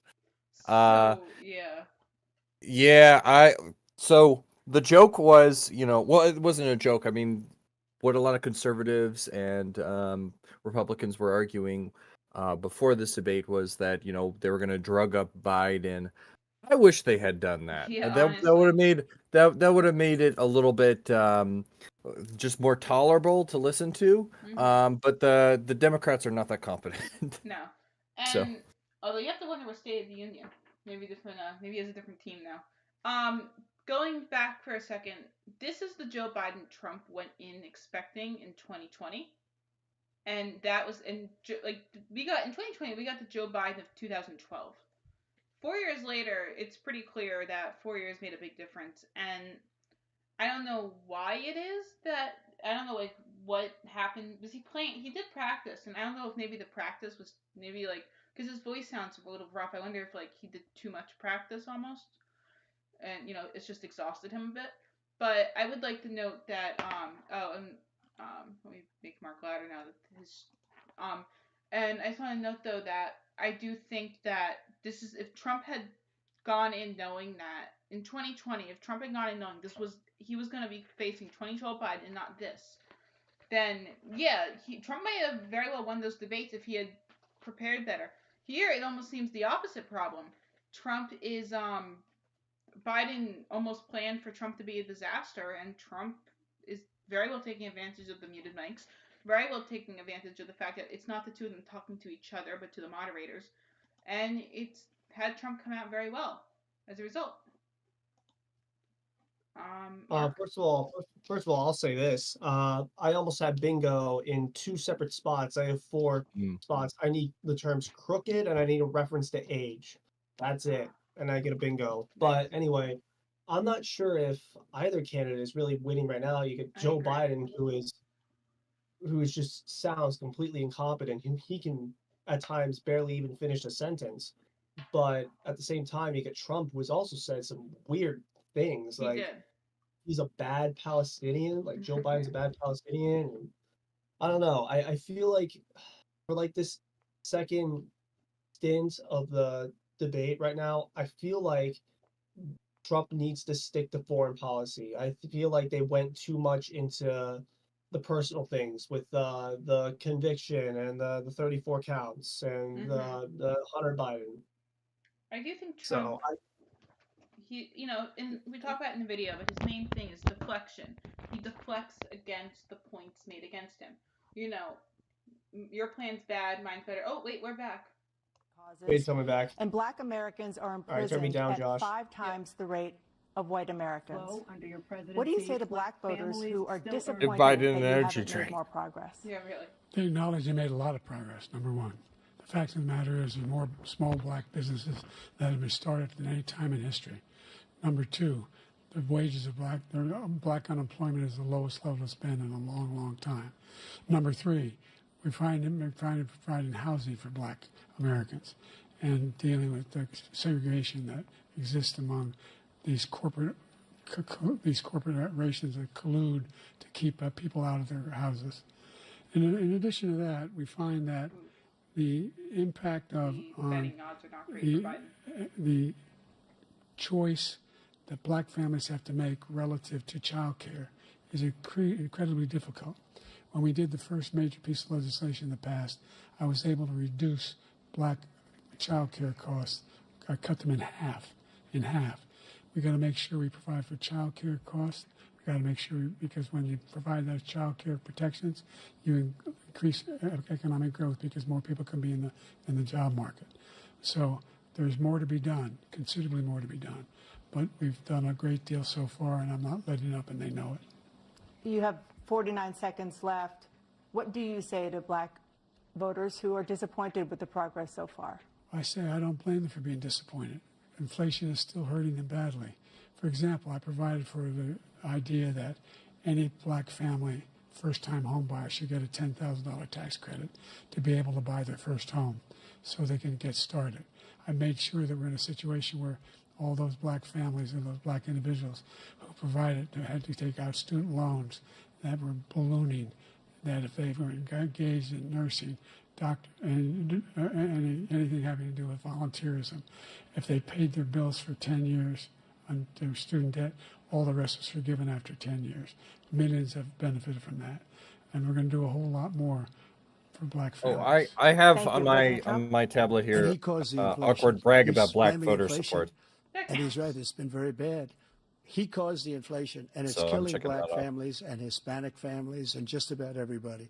It's killing people. They can't buy groceries anymore. They can't. You look at the cost of food where it's doubled and tripled and quadrupled. Did we They die? can't live. They're not living anymore. He caused this inflation. I gave him Did we die a and country with go to hell? essentially no Hell can't inflation. be this It was weather. perfect. It was so good. All he had to do is leave it alone. He destroyed it with his Green New Scam and all this money that's being thrown out the window. infamously didn't He pass caused thanks to the inflation. mansion. As sure as you're sitting there, the fact is that his big kill on the black people is the millions of people that he's allowed to come in through the border. They're taking black jobs now, and it could be 18, it could be 19, and even 20 million people. They're taking black jobs, and they're taking Hispanic jobs. I'm not We haven't sure seen that it yet, but Biden we're has gonna any see control something over his that's face gonna be anymore. the worst in our history. I'm not sure if that's President how Biden? jobs work, but There was no inflation when I became president. You know why? The economy was flat on its back. 15% unemployment. He decimated the economy, absolutely decimated the economy. That's why there was no inflation at the time. There were no jobs. We provided thousands of millions of jobs for individuals who are in all communities, including minority communities. We made sure that they have health insurance. We have covered, the ACA has increased. I made sure that they're $8,000 per person in a family to get written off for health care. But this guy wants to eliminate that. They tried 50 times. He wants to get rid of Right the now, ACA he's putting on his again, girth and they're going to try again if face. they win. You find ourselves in a position where the idea that we're not doing any, we put more police on the street than any administration has. He wants to cut the cops. We're providing for equity and making sure people have a shot to make it. There's a lot going on. But in inflation, he caused it by his tremendous malfeasance in the way he handled the pandemic. Thank you. Another persistent challenge is the climate crisis. 2023 was the hottest year in recorded history, and communities across the country are confronting the devastating effects of extreme heat, intensifying wildfires, stronger hurricanes, and rising sea levels. Former President Trump, you've vowed to end your opponent's climate initiatives, but will you take any action as president to slow the climate crisis? Well, let me just go back to what he said about the police, how close the police are to him. Almost every police group in the nation from every state is supporting Donald J. Trump. Almost every police group.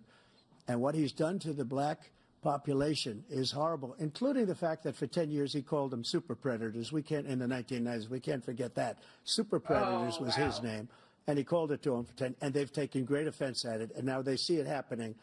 But when they see what I did for criminal justice reform and for the historically black colleges and Classic universities, reaction face where I by Biden. funded them and got them all funded, and the opportunity zones with Tim, as you know, Tim Scott was incredible. He did a great job, great senator from South Carolina. He came to me with the idea, and it was a great idea. It's one of the most successful economic development acts ever in the country, opportunity zones. And the biggest beneficiary are blacks. And that's why we have the best numbers with them in maybe ever. They're saying ever. I read this morning where ever, the best numbers.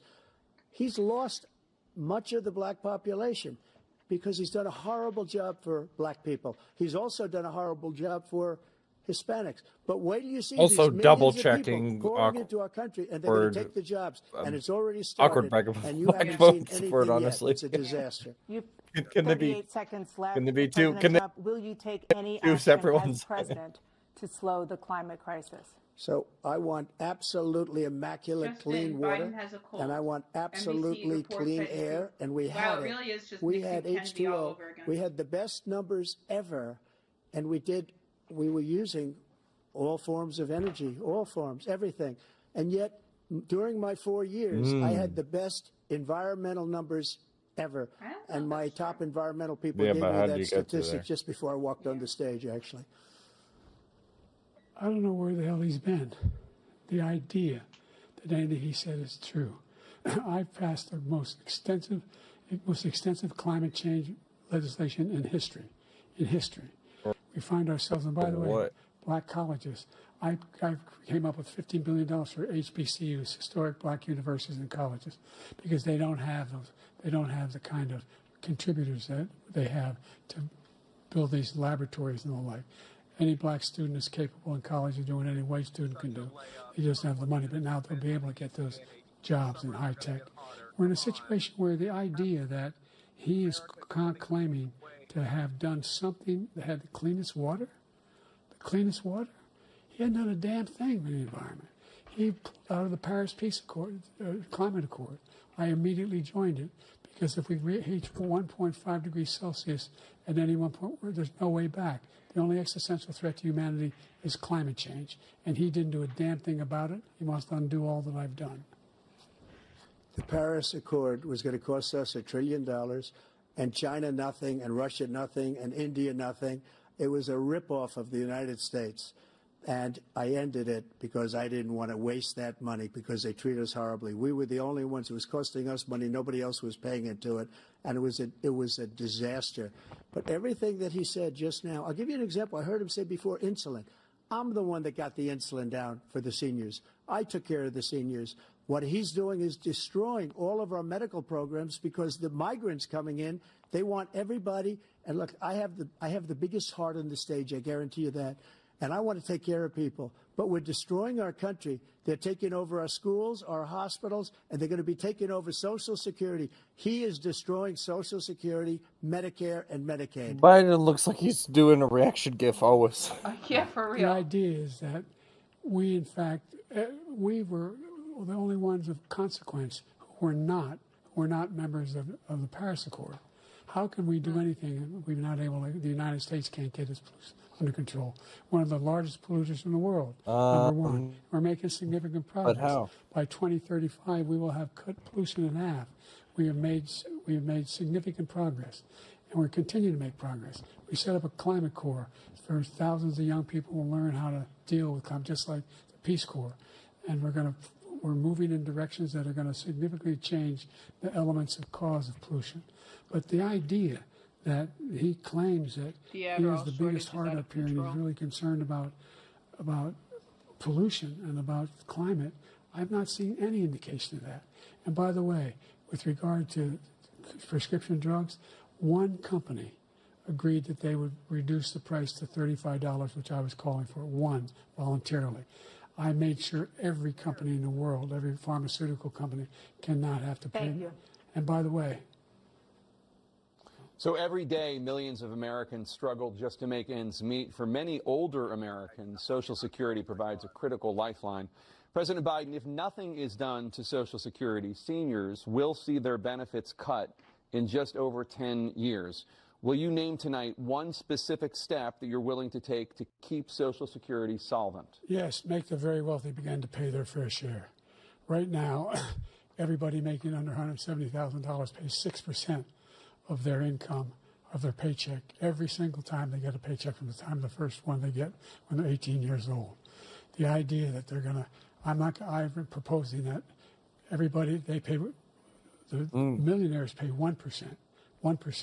So no one I would not raise the cost of Social Security for anybody under $400,000. After that, I began to make the wealthy begin to pay their fair share by increasing from 1% beyond to be able to guarantee the program for life. So you still have 82 seconds left. Are there any other measures that you think that would be able to help keep Social Security solvent, or is that one enough? Well, no, that one enough will keep it solvent. But the biggest thing will do if we defeat this man, because he wants to get rid of Social Security. He thinks there's plenty to cut in Social Security. He's wanting to cut Social Security and Medicare, both times.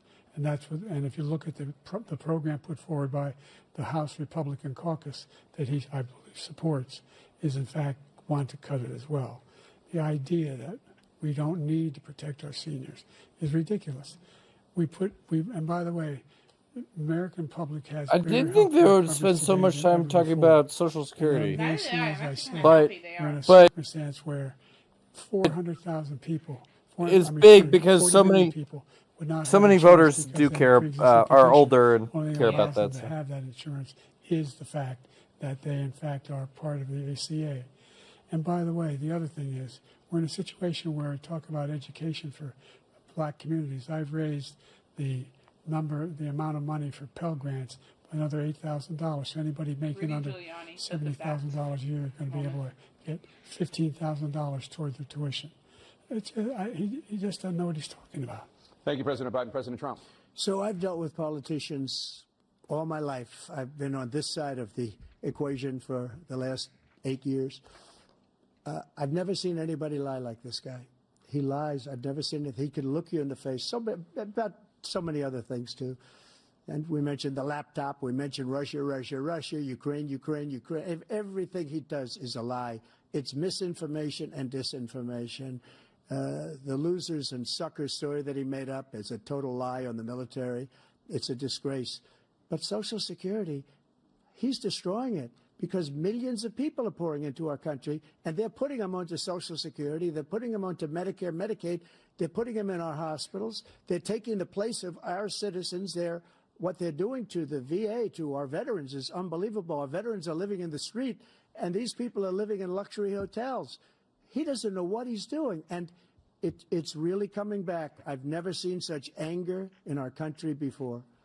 President Biden? The idea that veterans are not being taken care of, I told you before. And by the way, when I said suckers and losers, he acknowledged after that he fired that general. That general got fired because he's the one that acknowledged that that's what he said. He was the one standing with Trump when he said it, number one. Number two, the idea that we're going to be in a situation where all these millions and millions, the way he talks about it, illegal aliens are coming into the country and taking away our jobs. There's a reason why we have the fastest growing economy in the world, the reason why we have the most successful economy in the world. We're doing better than any other nation in the world. And by the way, those 15 Nobel laureates he talked about being phony, those 15 Nobel laureates, economists, they all said that if Trump is reelected, we're likely to have a recession and inflation is going to increasingly go up. And by the way, worst president in history, 159 presidential scholars voted him the worst president in the history of the United States of America. President Biden, thank you so much. Let's turn to the cost of child care, which many American families struggle to afford. President Trump, both you and President Biden have tried to address this issue, but the average cost of child care in this country has risen to more than $11,000 a year per child. For many families, the cost of child care for 2 children is more than their rent. In your second term, what would you do to make child care more affordable? So let's see how this goes. Just to go back, the general got fired because he was no good. And if he said that, that's why he made it up. But we have 19 people that said I didn't say it, and they're very highly respected, much more so than him. The other thing is, Biden's face. He doesn't fire people. He never fired people. I've never seen him fire anybody. I did fire a lot. I fired Comey because he was no good. Oh, no, they're not even going to answer the question. They never did. They were no good. Not easy to fire people. You'd pay a price for it, but they were no good. I inherited these people. I didn't put them there. Because they can't afford it economically. Because it's crazy. This guy hasn't fired anybody. We don't need child care. We need more people to get fired. Every military man that was involved with that the Afghanistan horror show, the most embarrassing moment in the history of our country. He didn't fire. Did you fire anybody? Did you fire anybody that's on the border that's allowed us to have the worst border in the history of the world? Did anybody get fired for allowing 18 million people, many from prisons, many from mental institutions? Did you fire anybody that allowed our country to be destroyed? Joe, our country is being destroyed as you and I sit up here and waste a lot of time on this debate. This shouldn't be a debate. He is the worst president. He just said about me because I said it.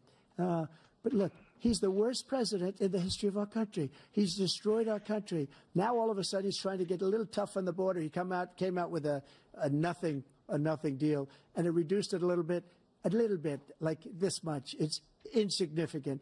He wants open borders. He wants our country to either be destroyed or he wants to pick up those people as voters. I do like those And I don't think we just can't let it happen. So I guess If children he don't need to be able wins to this pay for their election, stuff. our country doesn't have a chance, not even a chance, of coming out of this rut.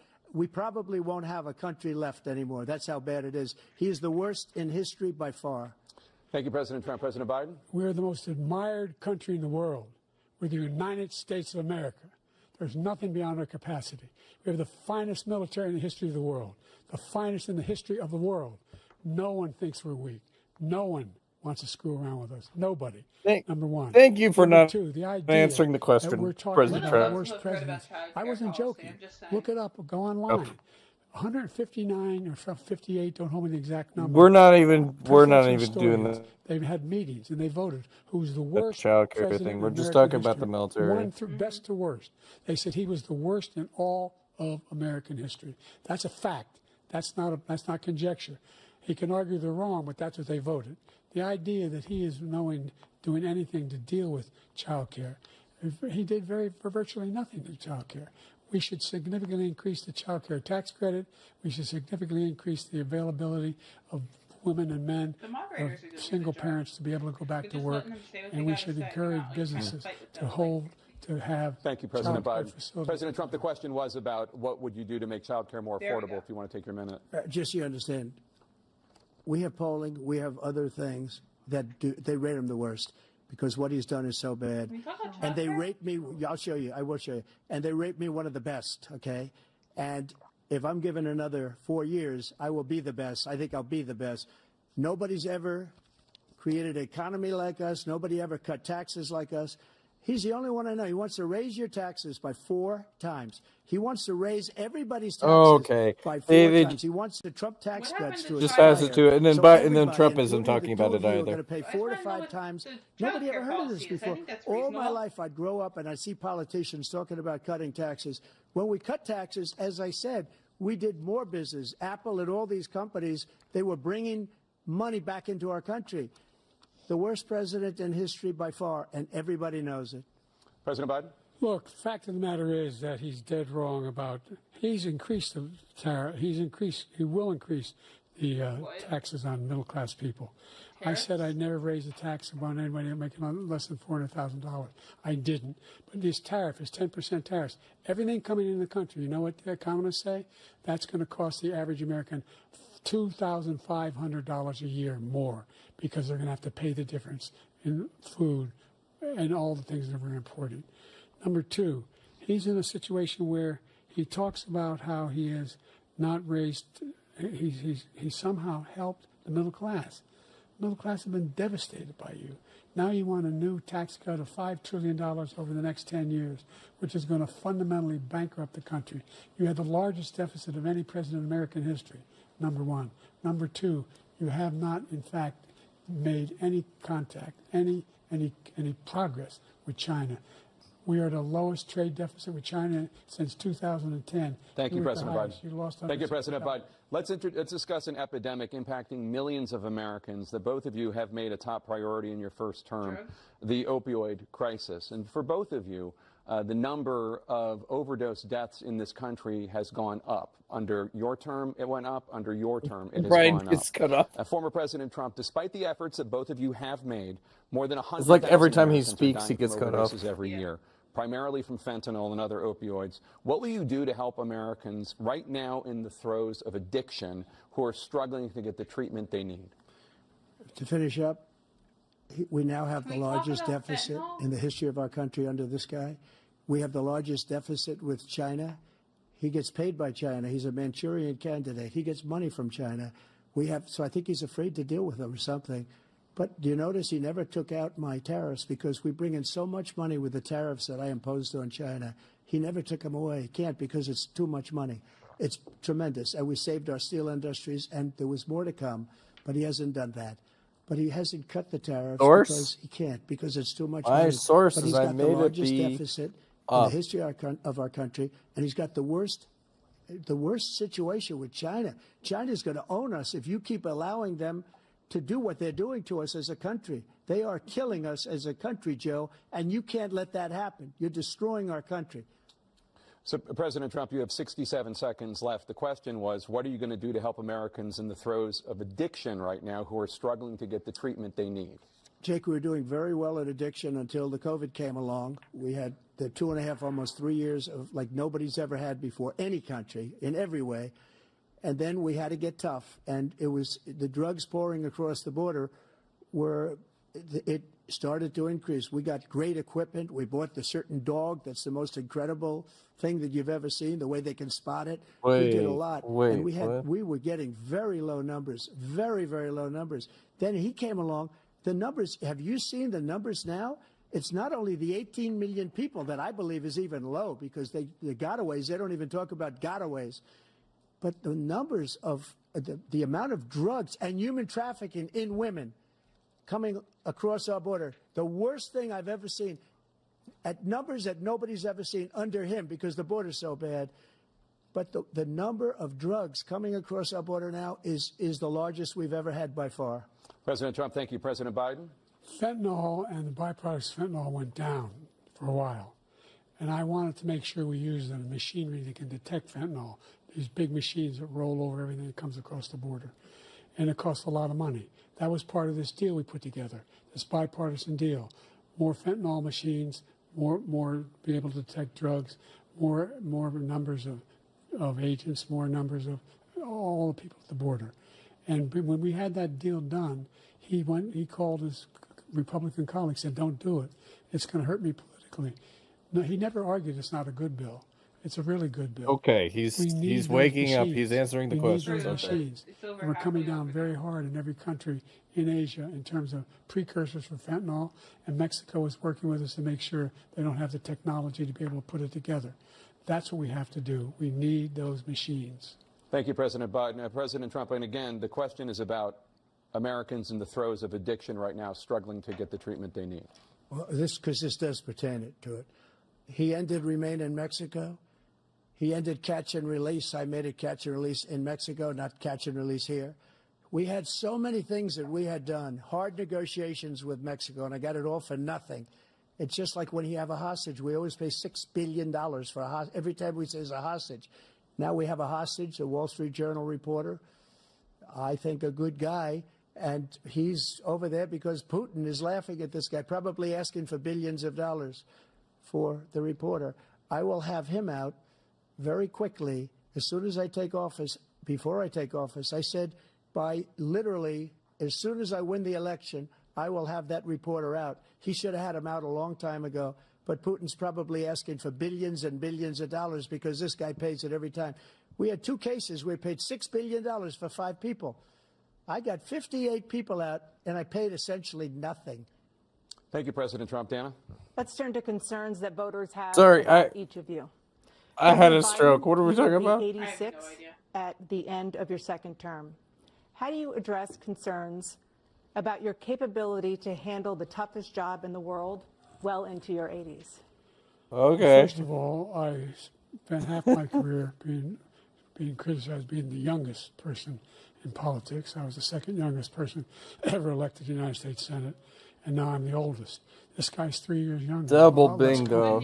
All right, first bingo. First bingo. Look at what I've done. Look, I've turned around the horrible situation he left me. As I said, 15 million new jobs, 800,000 Thank God. jobs, more investment in America, over billions of dollars. It'll be like the longest 10 minutes of my life. In enterprises, we are growing. By the way, we brought off a lot of people. Well, the whole idea of computer chips. We used to have 40% of the market. We invented those chips, and we lost it because he was sending people to find the cheapest jobs overseas and to bring home a product. So I went to South Korea. I convinced Samsung to invest billions of dollars here in the United States. And guess what? Those fabs, they call them, to build these chips, those fabs pay over $100,000. You don't need a college degree for them. And there's billions, about $40 billion already being invested and being built right now in the United States, creating significant jobs for Americans from all over the world. President Biden, you have 40 seconds left. Would you like to add anything? Yeah, I would. The idea that somehow we are this failing country. I never heard a president talk like this before. We're the envy of the world. Name me a single major country president who wouldn't trade places with the United States of America for all our problems and all our opportunities. We're the most progressive country in the world in getting things done. We're the strongest country in the world. We're a country in the world who keeps our word, and everybody trusts us, all of our allies, and those who he cuddles up to, from Kim Jong-un, he sends love letters to, and Putin, etc. They don't want to screw around with us. Thank you. Former President Trump, to follow up, you would be 82 at the end of your second term. What do you say to voters who have concerns about your capabilities to serve? Well, I took 2 tests, cognitive tests. I aced them, both of them, as you know. We made it public. He took none. I'd like to see him take one, just one, a real easy one. Like go through the first 5 questions. He couldn't do it. But I took 2 cognitive tests. I took physical exams every year. And, you know, we knock on wood wherever we may have wood, that I'm in very good health. I just won 2 club championships, not even senior, 2 regular club championships. Wait, are we talking about that? Quite smart, and you have to be able to hit the ball a long way. And I do it. He doesn't do it. He can't hit a ball 50 yards. He challenged me to a golf match. He can't hit a ball 50 yards. I think I'm in very good shape. I feel that I'm as in good a shape as I was 25, 30 years ago. Actually, I'm probably a little bit lighter. All right, that should have been But that. I'm in Bingo. as good a shape as I was years ago. I feel very good. I feel the same. But I was willing to take a cognitive test. And you know what? If I didn't do well, I aced them. Dr. Ronnie Jackson, who's a great guy when he was White House doctor. And then I took another one, a similar one. And one of them said they'd never seen anybody ace him. Thank you. President Biden? You can see he is 6'5" and only 223 pounds, or 235 pounds. Well, you said 6'4", 200. Well, anyway, that's what anyway, just take a look at what he says he is, and take a look at what he is. Look, I'd be happy to have a driving contest with him. I got my handicap, which when I was vice president, down to a 6. But by the way, I told you before, I'm happy to play golf if you carry your own bag. Think you can do it? Where's that cyanide pill again? It's a 6 handicap. Where is it? I was at 8 handicap. Yeah. 8. But I had, you know how many? I've seen you swing. I know you swing. Okay, let's not act like children. President Trump, we're going to We have the Let's not presidential act like election children. decided by a golf game. to a specific concern that voters have about you. Will you pledge tonight that once all legal challenges have been exhausted, that you will accept the results of this election, regardless of who wins, and you will say right now that political violence in any form is unacceptable? Well, I shouldn't have to say that, but of course I believe that. It's totally unacceptable. And if you would see my statements that I made on Twitter at the time, and also my statement that I made in the Rose Garden, you would say it's one of the strongest statements you've ever seen. In addition to the speech I made in front of, I believe, the largest crowd I've ever spoken to, and I will tell you, nobody ever talks about that. They talk about a relatively small number of people that went to the Capitol, and in many cases were ushered in by the police. And as Nancy Pelosi said, it was her responsibility, not mine. She said that loud and clear. But the answer is, if the election is fair, free, and I want that more than anybody. And I'll tell you something. I wish he was a great president, because I wouldn't be here right now. I'd be at one of my many places enjoying myself. I wouldn't be under indictment because I wouldn't have been his political opponent, because he indicted me because I was his opponent. I wish he was a great president. I would rather have that. I wouldn't be here. I don't mind being here. But the only reason I'm here is he's so bad as a president that I'm going to make America great again. We're going to make America great again. We're a failing nation right now. We're a seriously failing nation. And we're a failing nation because of him. His policies are so bad. His military policies are insane. They're insane. These are wars that will never end with him. He will drive us into World War III, and we're closer to World War III than anybody can imagine. We are very, very close to World War III, and he's driving us there. And Kim Jong-un and President Xi of China, Kim Jong-un of North Korea, all of these, Putin, they don't respect him. They don't fear him. They have nothing going with this gentleman, and he's going to drive us into World War III. You want a World War III, let him follow and win, and let Putin say, do what you want, NATO. Just do what you want. There's a thing called Article 5. An attack on one is an attack on all, and required response. The idea The idea. I can't think of a single major leader in the world who wouldn't trade places with the job I've done and what they've done. Because we are a powerful nation. We have wonderful people. It's because of the people, not me. It's because of the American people. They're capable of anything, and they step up when they're needed. And right now, we're needed. We're needed to protect the world because our own safety is at stake. And again, you want to have a war, just let Putin go ahead and take Kyiv, make sure they move on, see what happens in Poland, Hungary, and other places along that border. Then you have a war. President Trump, as I come back to you for a follow-up, the question was, will you accept the results of this election, regardless of who wins? Just to finish what he said, if I might, Russia, they took a lot of land from Bush. They took a lot of land from Obama and Biden. They took no land, nothing from Trump, nothing. He knew not to do it. He's not going to play games with me. He knew that. I got along with him very well, but he knew not to play games. He took nothing from me. But now he's going to take the whole thing from this man right here. That's a war that should have never started. It would have never started, ever. Thing, I guess. Yeah. And he's going to take Ukraine. And, you know, you asked me a question before, would you do this with... He's got us in such a bad position right now with Ukraine and Russia. Because Ukraine's not winning that war. He said, I will never settle until such time.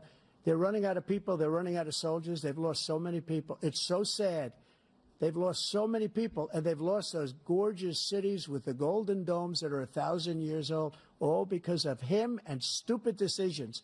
Russia would have never attacked if I were President Trump, president. the question was, will you accept the results of the election, regardless of who wins? Yes or no, please. If it's a fair and legal and good election, absolutely. I would have much rather accepted these. But the fraud and everything else was ridiculous. And if you want, we'll have a news conference on it in a week. Or we'll have another one of these in a week. But I will absolutely, there's nothing I'd rather do. It would be much easier for me to do that than running again. I wasn't really going to run until I saw the horrible job he did. Okay, that's not He's true. destroying our country. I would be very happy to be someplace else, in a nice location someplace. And again, no indictments, no political opponent stuff, because it's the only way he thinks he can win. But unfortunately, it's driven up my numbers and driven them up to a very high level because the people understand it. Well, let's see what your numbers are when this election is over. Let's see. You're a whiner. When you lost the first time, you continued, you appealed and appealed to courts all across the country. Not one single court in America said any of your claims had any merit. State or local, none. But you continue to provoke this lie about somehow there's all this misrepresentation, all this stealing. There is no evidence of that at all. And I tell you what, I doubt whether you'll accept it because you're such a whiner. The idea if you lose again, you accepting anything, you can't stand the loss. Something snapped in you when you lost the last time. We'll be right back with more from the CNN presidential debate, live from Georgia. Wow. I mean, wow. What was that? Fact checkers, there is evidence. So I want to be broken away from the karmic cycle. Have eternal peace. Primal B says, "Can't wait to hear your breakdown at the end. It'll be over and we can talk." Yeah, pretty much. We're not really. We're just listening at this point. But my God, that was rough, man. This whole thing has just been really rough. At the end there. I mean, like. Yeah, look, I can maybe eke out. My brain is still in shock, but I could probably eke out a couple of coherent thoughts here. One, look, you probably heard my commentary. I made a lot of big deal about, the facial expressions, about how, people looked and all that kind of stuff. And yes, people do care about that. This is for show. It's mostly for us. It's mostly for political correspondence. At the end of the day, most people are just going to vote against the person that they hate the most. So they're going to vote for the other guy. Definitely. But this is really going to be a burnout thing about which side has the least burnout from And I would from say their that voters. would probably be Trump.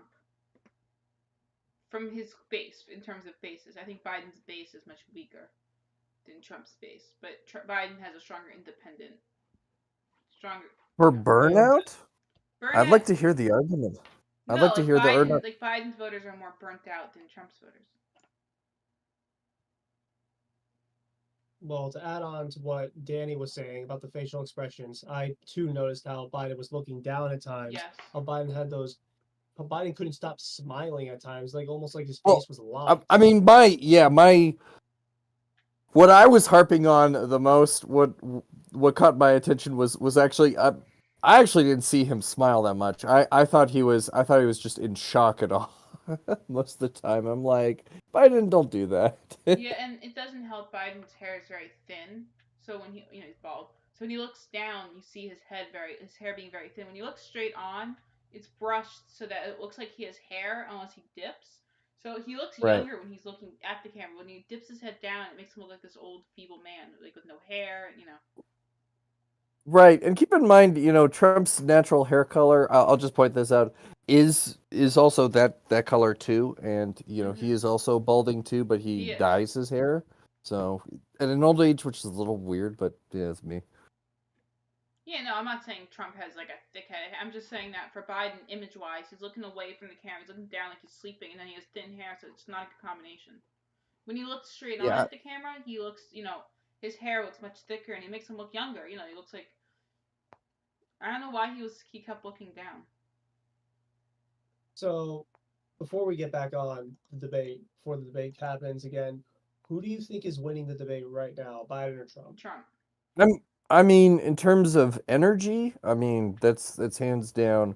That's going to be just Trump, because I mean it really should have been a layup for Biden, but he's just not there. I really wish he actually raided the drug cabinet or something. Oh wait, we're back. We're back. I'm not going to go back. I'm not going back. I'm not getting back into hell. Okay.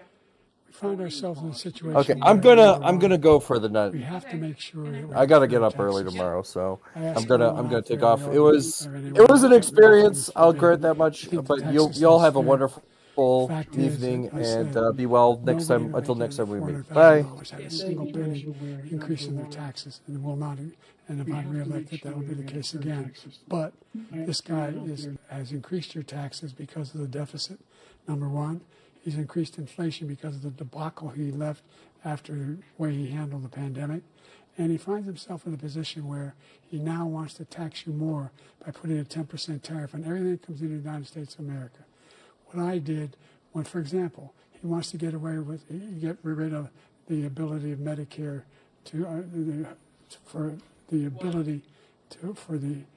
us to be able to negotiate drug prices with the big pharma companies. Well, guess what? We got it down to $35 for insulin instead of $400. No more than $2,000 for every senior, no matter how much prescription they need. You know what that did? That reduced the federal debt by $160 billion over 10 years, because the government doesn't have to pay the exorbitant prices. I'm going to make that available to every senior all along, it's happening now, and everybody in America. He wants to get rid of that.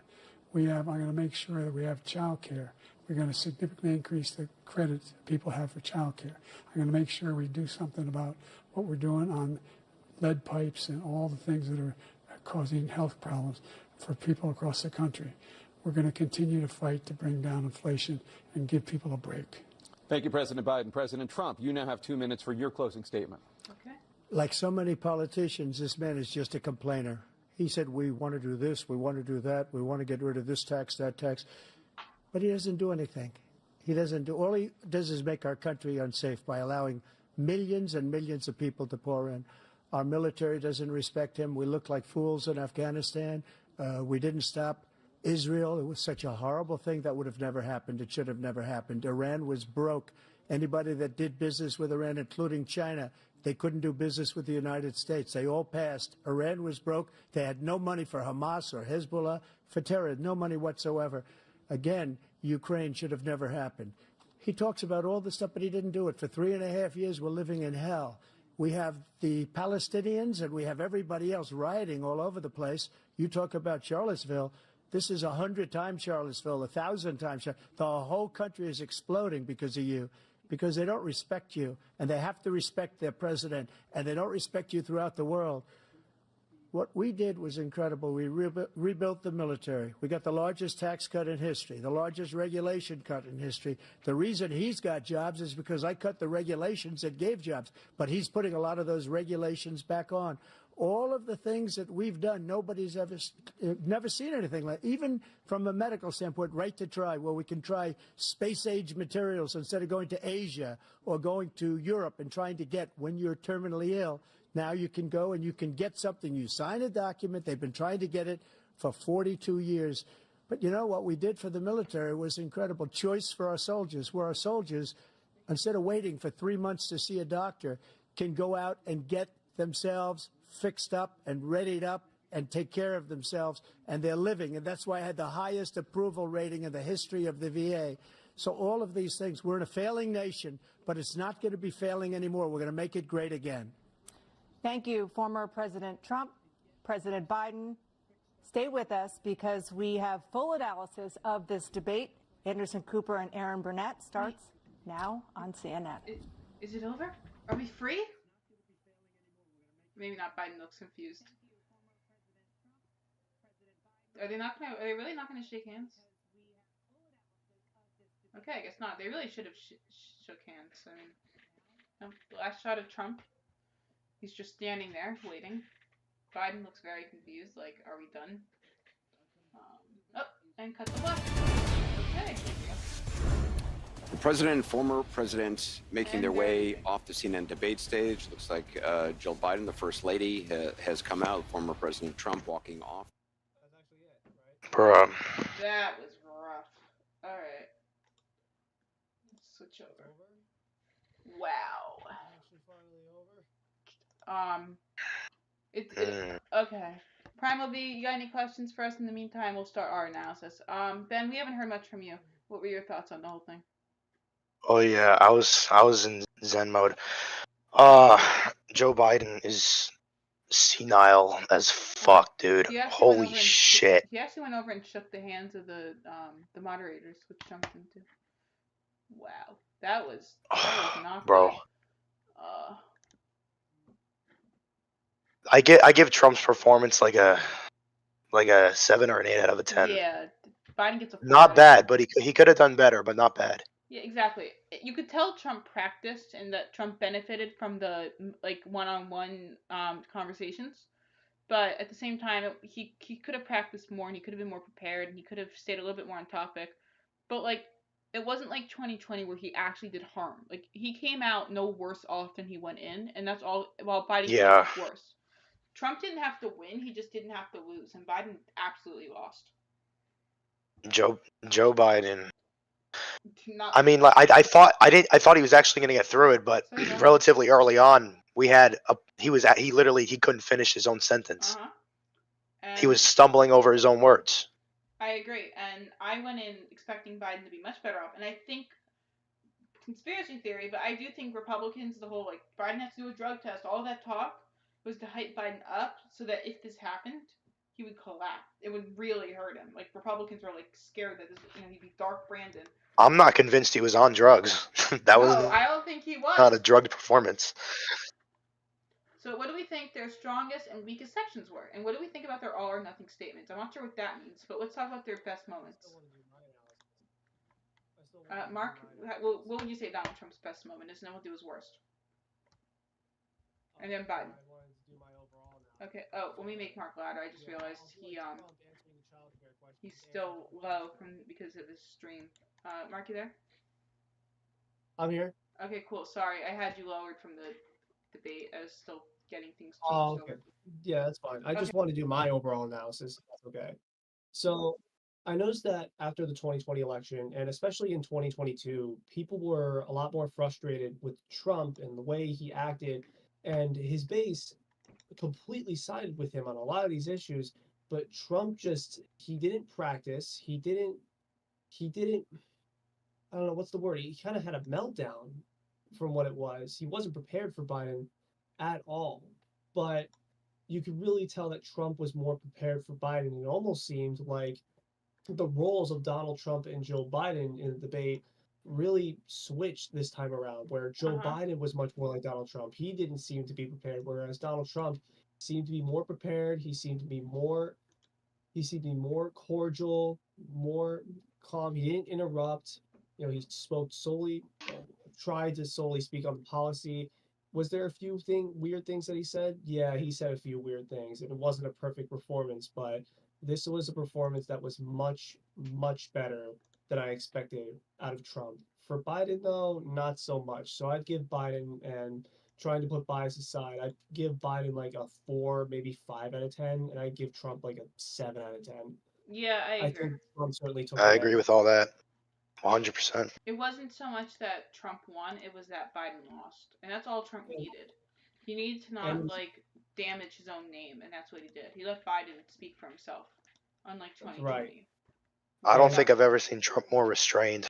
No, That's for real. Really, really impressive. I think Trump, honestly, I would be surprised if they, strapped Trump to a chair and, what's that movie called? Clockwork Orange style, his eyes, taped open, and they made him watch his 2020 debate and just slowly realize what he did to himself in that. Someone wrote I'll say one thing. Yeah. I am extremely surprised that I think I caught Biden yelling while the mic was off more than I caught Trump yelling while the mic was off.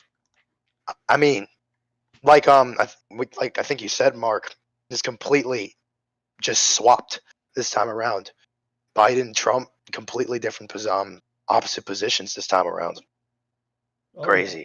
And the thing is, though, I asked a lot of people about this. I even asked John DeMaio, the assemblyman that I work for, and including him and a lot of other people that I've spoken to about what Trump should do, what Biden should do. For Trump, it was, you have to act professional. The big point was don't go into these personal insults against Biden. Trump restrained himself from going personal. And there are times where they had to talk about, Hunter Biden and convicted felon and the 34 counts and whatever, and age and whatever. But Trump really restrained himself from going after Biden on a personal level. The big point that people wanted to see, that conservatives wanted to see especially, was Trump going after Biden when it came to the policy. And that's what I think we saw a lot of. We saw a lot of that with the border. We saw a lot of that with inflation, the economy, with the wars going on in Israel and Palestine, and the war in Russia and Ukraine. We're seeing a lot more of Trump attacking Biden on the policy side of things. And I think that's what gave him the edge. Oh, yeah. This is a bad night for the Democrats. Do you think, as a result of this, though, that we may see a stronger call going into the convention to recall Biden? Do you think? Oh, yeah. Do you think Democrats, but not just random people? You might see a few. I mean, man, I'm Biden. We're in a universe where Joe Biden was the one calling Donald Trump petty names on stage while he just stood there and I mean, I'm not gonna lie. I went into this. I thought Biden was gonna overperform the expectation that however low it may be. And I'm like, wow, Biden. Wow. Yeah. It was poor guy. Elder. He got and oh my brother golf moment. That is so bad. Excuse me. I'm sorry. Ben has whatever Biden has apparently. I'm trying to laugh, but bro. So allegedly, Biden has a cold. That's what they're claiming. Oh my God. That's the so-called reason. It's like Nixon Kennedy, And I saw people say if you read the script of what they all said, sure. Biden, what's it called? sure, Biden had some good points. Like if you just go word for word, but if you actually listen to it, not so much. Yeah, and even if it was a cold, it just makes him look bad. It makes him look like more of what people already see him as, which is a weak and sick old man. That's Biden's image to the nation right now. That's why he's at a below 40% approval rating right now, and it's really sad to see. But yeah, he looks weak. He looks sick. He looks old. He looks like he has dementia. He can't even finish a sentence at times. This was a bad night for Biden. I still want to know what Biden thinks is going to happen to Belarus if Ukraine falls, because like, does he not realize that Belarus generally intends to join Russia? Like, it's kind of like, really, like Belarus isn't sitting there like it's not Ukraine 2.0. Belarus was Yeah, they but tried to invade Belarus. Ukraine. I mean, what was he talking about? They're like Russia's. Cuba. No. They're basically part of Russia. They are, yeah. Like not in name, but come on now. Yeah, well, technically, a name, the Rus part of Belarus is. They literally are now, but Bruh. yeah, and the him having a cold is a cope. I mean, I agree with Primal B. I mean, that's ridiculous. Even if he does have a cold, I mean, really, they couldn't give him anything for it.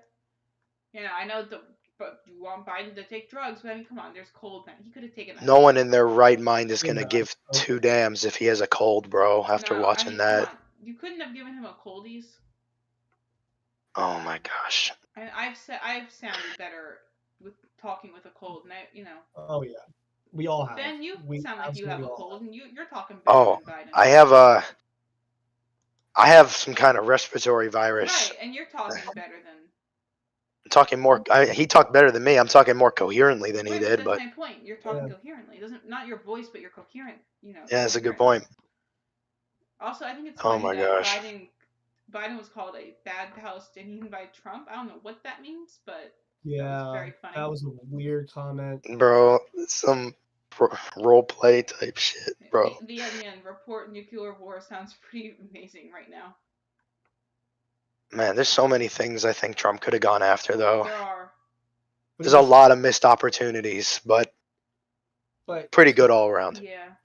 The big thing, though, for Trump was that he just needed to restrain himself from insulting Biden. So that's why I think he didn't go after Biden on a personal level as much. I would like to see him go after Biden on a few more things, maybe the drug problem that's happening. I know he mentioned that with the border, but just more specifically about how many young people are dying from fentanyl. And this is a very personal issue to me, and how many young people especially are just dying from fentanyl. They can't even get addicted because they're dying. You talk about, I don't know, maybe childcare, maybe talk more about inflation, maybe talk more about foreign policy and how Biden can't even be put on trial because, he doesn't remember a thing. So I mean, I'd like to see Trump go more after Biden on the next debate, but overall, this was a good starting point. This was a good first debate for Trump. Oh yeah, and so CNN is saying Trump won. CNN is saying that senior Democrat officials are quite concerned. I mean, you think? I think everyone's quite concerned. I'm quite concerned, and I'm not a Biden voter at the moment, and I don't think I ever will be. But just as an American, I'm concerned, and I was concerned about Trump earlier in the year with and what he was saying in the maybe before the primaries had really started, but like Trump was saying some weird stuff at one point, and now Biden's saying weird stuff, and I don't think I find it funny. I find it funny how RFK Jr. was just kind of role playing like he was there doing his own thing. Yeah. On Twitter, like, bro. It's so sad. Like, Kennedy. He wants a shot. He just wants to be I see a live stream right now on my recommended for YouTube. It says live. RFK holds, quote, the real debate. Oh my gosh. Bro, any of us could do the same thing he's doing and call it a real debate. Like, we all have. Doing? I haven't actually. We all have the same shot at becoming president as that man does. Like, just be honest. You mean I'm gonna be the next president then? Is it just him? Oh, he really did just LARP? That's funny. Yeah, that's what I'm saying. Just him. Wait a minute. Oh, Kennedy. Oh my God! He's reacting to the debate. He's like a Twitch streamer. He's like, oh my God! He's like a Twitch streamer. Poor guy. Poor fella thinks he could have. he's one of them. He should not have done that. That's just cringe. He's doing a reaction stream. The debate actually bolsters our case. Yeah, but the thing is, though, to restore the middle class. I love how the Border Patrol Union tweeted out. We can afford that. And like as soon as Biden said they were supporting him. Yeah, poor fella. He thinks he's a real presidential candidate.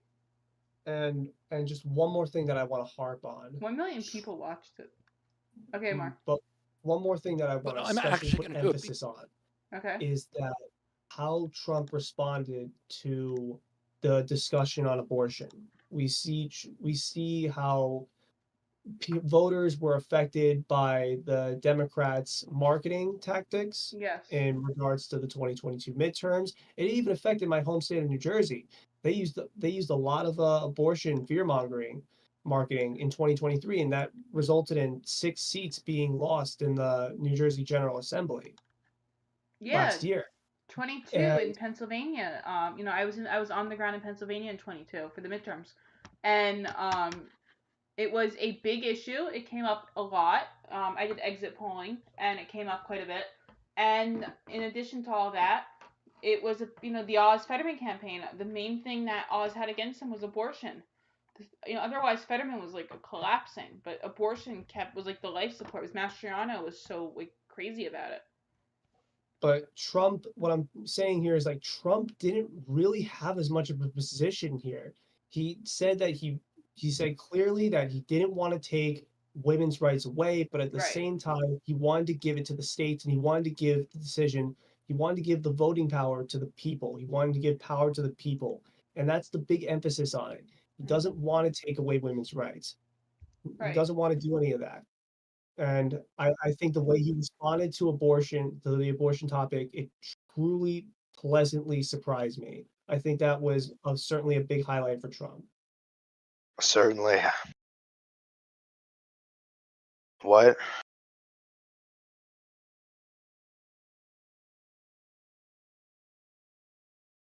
Oh, bro.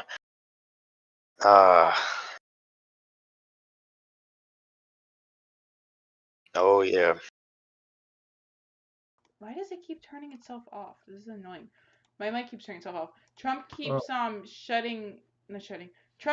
shut down the issue of abortion. He basically said, look, it's going to go to the states. I'm not going to, we're not going to ban it like everyone says we're going to, but we're also not going to allow them to murder babies that are literally fully born babies. Instead, he went out of the way to circumvent it, like we talked about in the Trump video.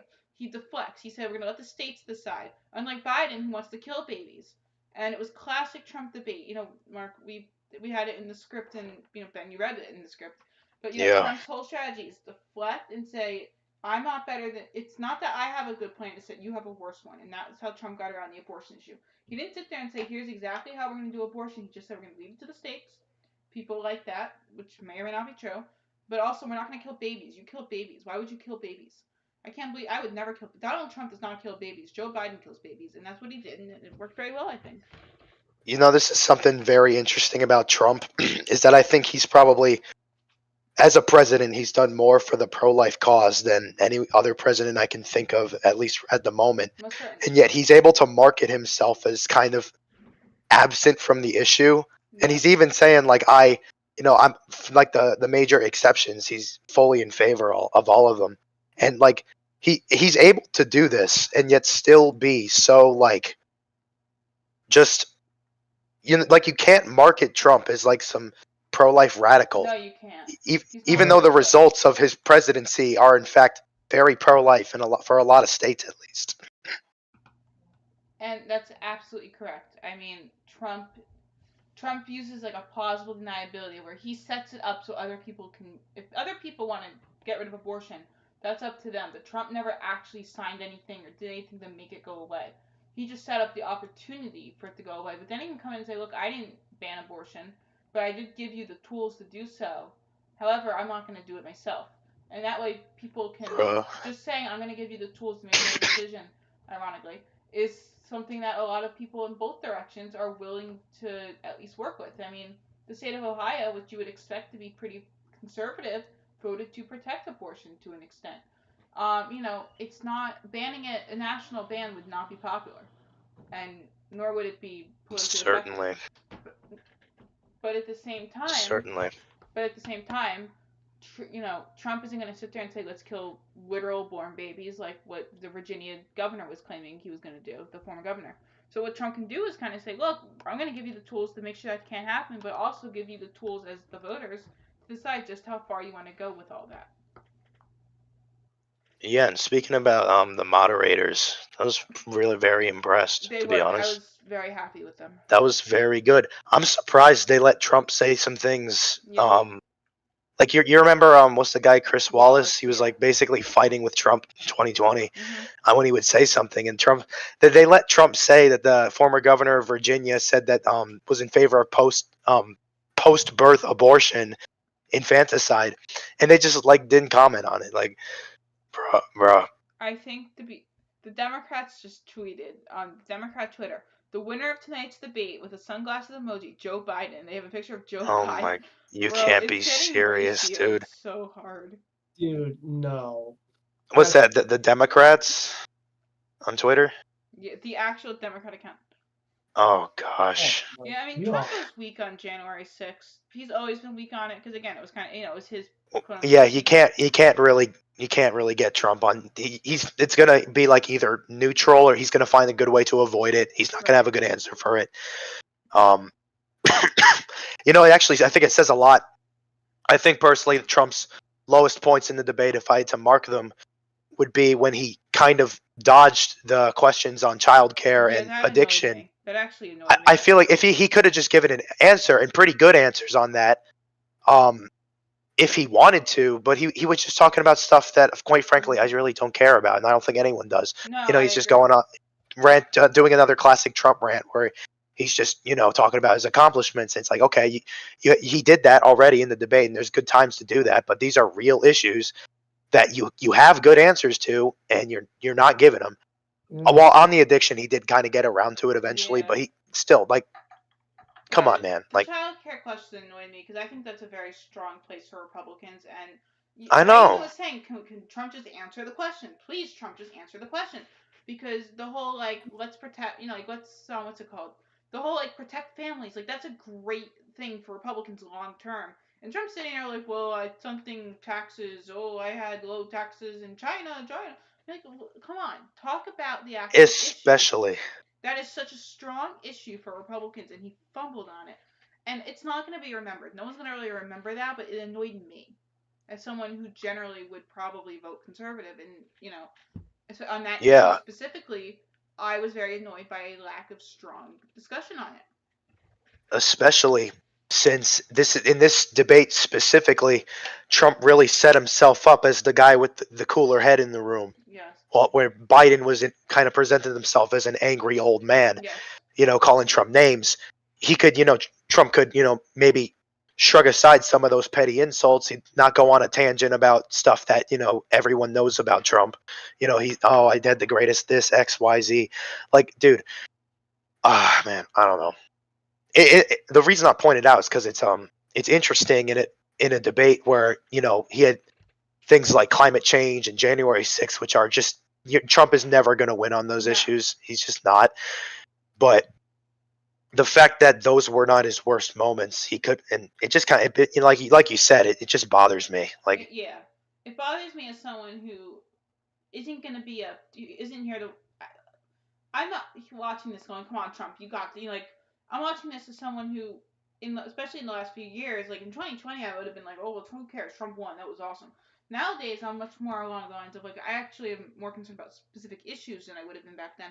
So I want to see the issues get debated more than I do want to see, Trump funny moments compilation 37. I want to, number 37, I want to see actual issues. And Trump fumbled on the child care, and that's just such a strong one, and it annoys me. And I know, we're the only ones who will talk about it. No one else will care because they're going to talk about Trump's handicap joke and yeah, that was funny. But I cared and I wanted to hear more about it, and Trump just didn't talk about it. And he talked about a lot of other things, sure, but it was such a strong question, and he didn't lose anything not talking about it, but he didn't win anything dodging it, and that's what annoys me. I know. Opportunity. This also shows that Trump didn't peak. He has room to improve. And while he had a very good starting point, I think now he has a higher floor than where he was in 2020. But he also has a ceiling that he can hit that he has not hit yet. And some of the weird things that he said was like, Biden was acting like a bad Palestinian, whatever that meant. You get the January 6th and how he's always weak on that. Maybe try and talk about that a little less. And especially about just dodging the questions on childcare. You could talk a lot about how inflation, that was a big segue to talk about inflation, how Biden's ruining the country with inflation. And it just wasn't there. It's just these petty arguments.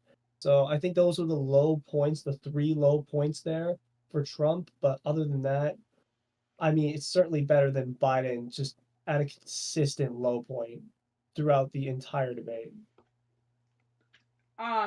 So Crabby asks, "Are you all independents?" That's funny. I am not independent, but I do try to, and it does affect how I watch the It does affect how I watch the when I do my political analysis, but I try to look at things as an independent, even if I personally am not, if that makes sense. So like we did the Trump video, and I did I made digs at Trump on certain things because that was reality. We're watching this, and while I guess you say I'm rooting for one team over the other, I am still trying to be objective in my analysis, which is something that's not easy and not easy for anyone to do, but it is something you kind of have to do. So the fact that you're saying, "Are you all independents?" to me at least is good because it means we're doing a pretty good job, I guess. I don't know what the hell I am. I don't think anyone knows what I am either, to be honest. Libertarian. No, I'm not a libertarian. No, I reject that wholeheartedly. Okay, well, you I had a join libertarian. Join the Constitution. I did join the Libertarian Party, and then I promptly left it. Eventually, when I was forced to at the DMV. No, I personally am a conservative, but I'm trying to look at this debate through an objective lens, and I'll even attack Trump on some of the issues that he really fumbled on, and like I just have. But honestly, even if you're an independent, I mean, even if you're CNN, which is a left-leaning news source, I cannot hammer this down enough. Trump won this debate. This was a bad night for Biden. This was a bad night for the Biden administration. And I think this was a bad night for Democrats in general. And I think this is really starting to get Democrats to question why Biden is still on the ticket for 2024. Yeah, I mean, I would say no one in here leans to the left. We're all center right to right, generally speaking, in some form. Not necessarily like where in that spectrum we all fall, who knows? But I would say no one here is like an outright Democrat. Yeah, no one here's liberal. Except like I say I don't know what I am, but in reality, I'm just a fucking conservative, dude. Yeah. Like, so, yeah. Who thought he was a libertarian because mental illness? All libertarians are just temporarily confused or temporarily embarrassed Republicans. Yeah, but I really feel for all the normies who kind of turn this on after not hearing Biden speak for 3 years and are like, yo, what the heck? Yeah, anyone surprised by this has not touched. Anyone who watched this and was like, yeah, this is about right, has never touched grass. Like, I can tell you personally, no one in this Discord call touches grass. And that's why we were all we were all watching this and we're like, yes, this is in fact the analysis we expected to be having. People are like, oh my god. Like, I have 2 friends who are not political, know nothing about politics. And, Mark, you're going to see these texts too if you look at your phone. They're like, bro, what did we just watch? And one of them's like, I took one look at the debate and said, Trump looks like he's ready for prison. Biden looks like he's going to die. Help. The other one just quoted Trump saying, I don't really know what he just said at the end of that sentence, and I don't think he knows either. And it's like, people who are not political, and I don't think either of these people are going to actually vote, because they're not political. But I do think it does tell you very strongly that if this is non-voting people, what are voters saying after that? I tell you right now, if I was a Democrat, like, I don't know what level of cognitive dissonance you need to have to understand. You might be the most liberal Democrat out there. This This guy is the one who's championing your causes right now. If I were you, I would do everything in my power to notify the people who are, my superiors, local elected officials, everyone. Say, get this MFer the hell out of the seat, because we are going. There's if anyone can lose to Donald Trump, it's Joe Biden. And I know Biden did beat Trump, but we're in a little bit of a different situation now. Yeah. And I know we already went over this, but I especially want to commend CNN for being very objective, very Yes. politically neutral during this debate. I have my problems with CNN personally as a conservative, but I will even say as a conservative, this was a very fair and objective It was. moderating team. They at no point questioned us. They didn't argue like fact or anything like that. All they did was they let the candidates say what they had to say. They challenged them with questions saying, "All right, but we want to hear your answer." We didn't say that's not true or that's not the reality. Now here's something kind of funny. Technically speaking, there's nothing stopping Jimmy Carter from replacing Joe Biden. True. Yo, I heard Jimmy Carter's not even waking up every day these days. He is not going to be around for much longer. To be fair, neither is Joe Biden, as we've seen tonight. Bro, if Trump wins this election, as horrible as it is to say something like this, I wouldn't be surprised if Joe Biden passes away within Trump's term. Like, he's going to fall off, and he's going to have, like, it's kind of like... Yeah, like when old people retire, they kind of just, like... Carter? They've been pushing this guy along for so long when he's clearly not mentally up for it, and then when he's finally able to chill, he's going to fall hard. No, I agree. Yeah, and you can tell that these past 3.5 years have really aged Biden right now. I mean, and Josh, you pointed this out. In 2020, we saw like more of a 2012 Biden, what Trump wasn't expecting, like Trump under anticipated Biden, and now we see him tonight, and he looks like the Biden that Trump was expecting, and it seems like Trump was overestimating Biden tonight, and that's a very good thing to do. It's much better in a debate to overestimate your opponent than to underestimate them. Primal B says, y'all do a really good job with your biases. I would have never been able to guess your alignments. Truly good job. Well, thank you. Hey. Thank you, friend. We're better at this than most CNN journalists and Fox News. I'll tell you what, though, man. I forgot what I was going to say. Bruh, about Joe Biden moment. He's caught it. He's caught the disease. Oh, man. What do you think was Trump's strongest point? Yeah. Trump's strongest point? I don't think he really had one. I just don't think he had a bad moment. He didn't have a truly terrible moment, and that's all he had to do. He just did better than Biden. Like if you were to like align them, so you see every moment like on the same topic, it wasn't so much that Trump had a strong like killer moment. It's just that every time they both talked, Trump came out sounding better.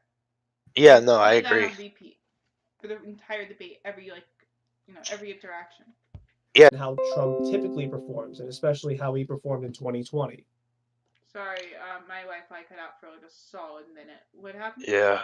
Oh, okay. Well, I was asking if would you compare Trump's performance as more of like a slow burn, like much like how Mike Pence debates, rather than how Trump typically debates. Yeah, I'd say so. I think Trump just genuinely watched the 2012 and 2020 debates and realized why he did so bad in 2020, and just kind of someone sat him down and said, "Look, man, we got to talk." Yeah, I mean, it was a pretty consistent performance across the night for Trump. I think he had a little bit of a misstep in the middle there. Yeah. But consistent, and Joe Biden was just consistently bad. Yeah, it was good enough, and that's all anyone was asking for from Donald Trump. Like, I think Joe Biden had probably his worst moment was when he couldn't finish his own sentence near the beginning, but like, I'm just surprised it happened, because I'm like, oh my, he had a Biden moment during the debate. I didn't like, I'm boring. I'm like, I didn't think that was gonna happen, but like, I got bored for a while. You know what? I was thinking about like walking out of the office I'm in and just going to like make some dinner and come back and see if anyone noticed. The Biden debate, Biden's performance in the debate, very much reminds me of Biden's presidential approval rating throughout his presidency. As Biden, he started to get he was kind of decent in the beginning. Then Afghanistan happened in 2021. That whole debacle happened, and it was low. And then he never really picked up steam for his approval rating. And that's kind of what reminded me of this debate. Like, he started off okay, I guess, and then he couldn't even finish his own sentence when he was talking about, I don't know, I think it was like the second issue. No, it was at the end of the first issue for when they were debating. And then Biden just couldn't really pick it up since. There were moments where he started to seem like he was waking up, but he never truly fully woken up. Oh, yeah. Biden tweeted during the debate, "If I'm reelected, I'm going to restore Roe v. Wade." And someone wrote under it, "If elected, gonna bring back Roe v. Wade. B word, you are elected right now even." And Yep. him. Dang. Joe Biden is unfit for office. Honestly, yeah. I mean, not really, but I mean, like, this debate made me think so.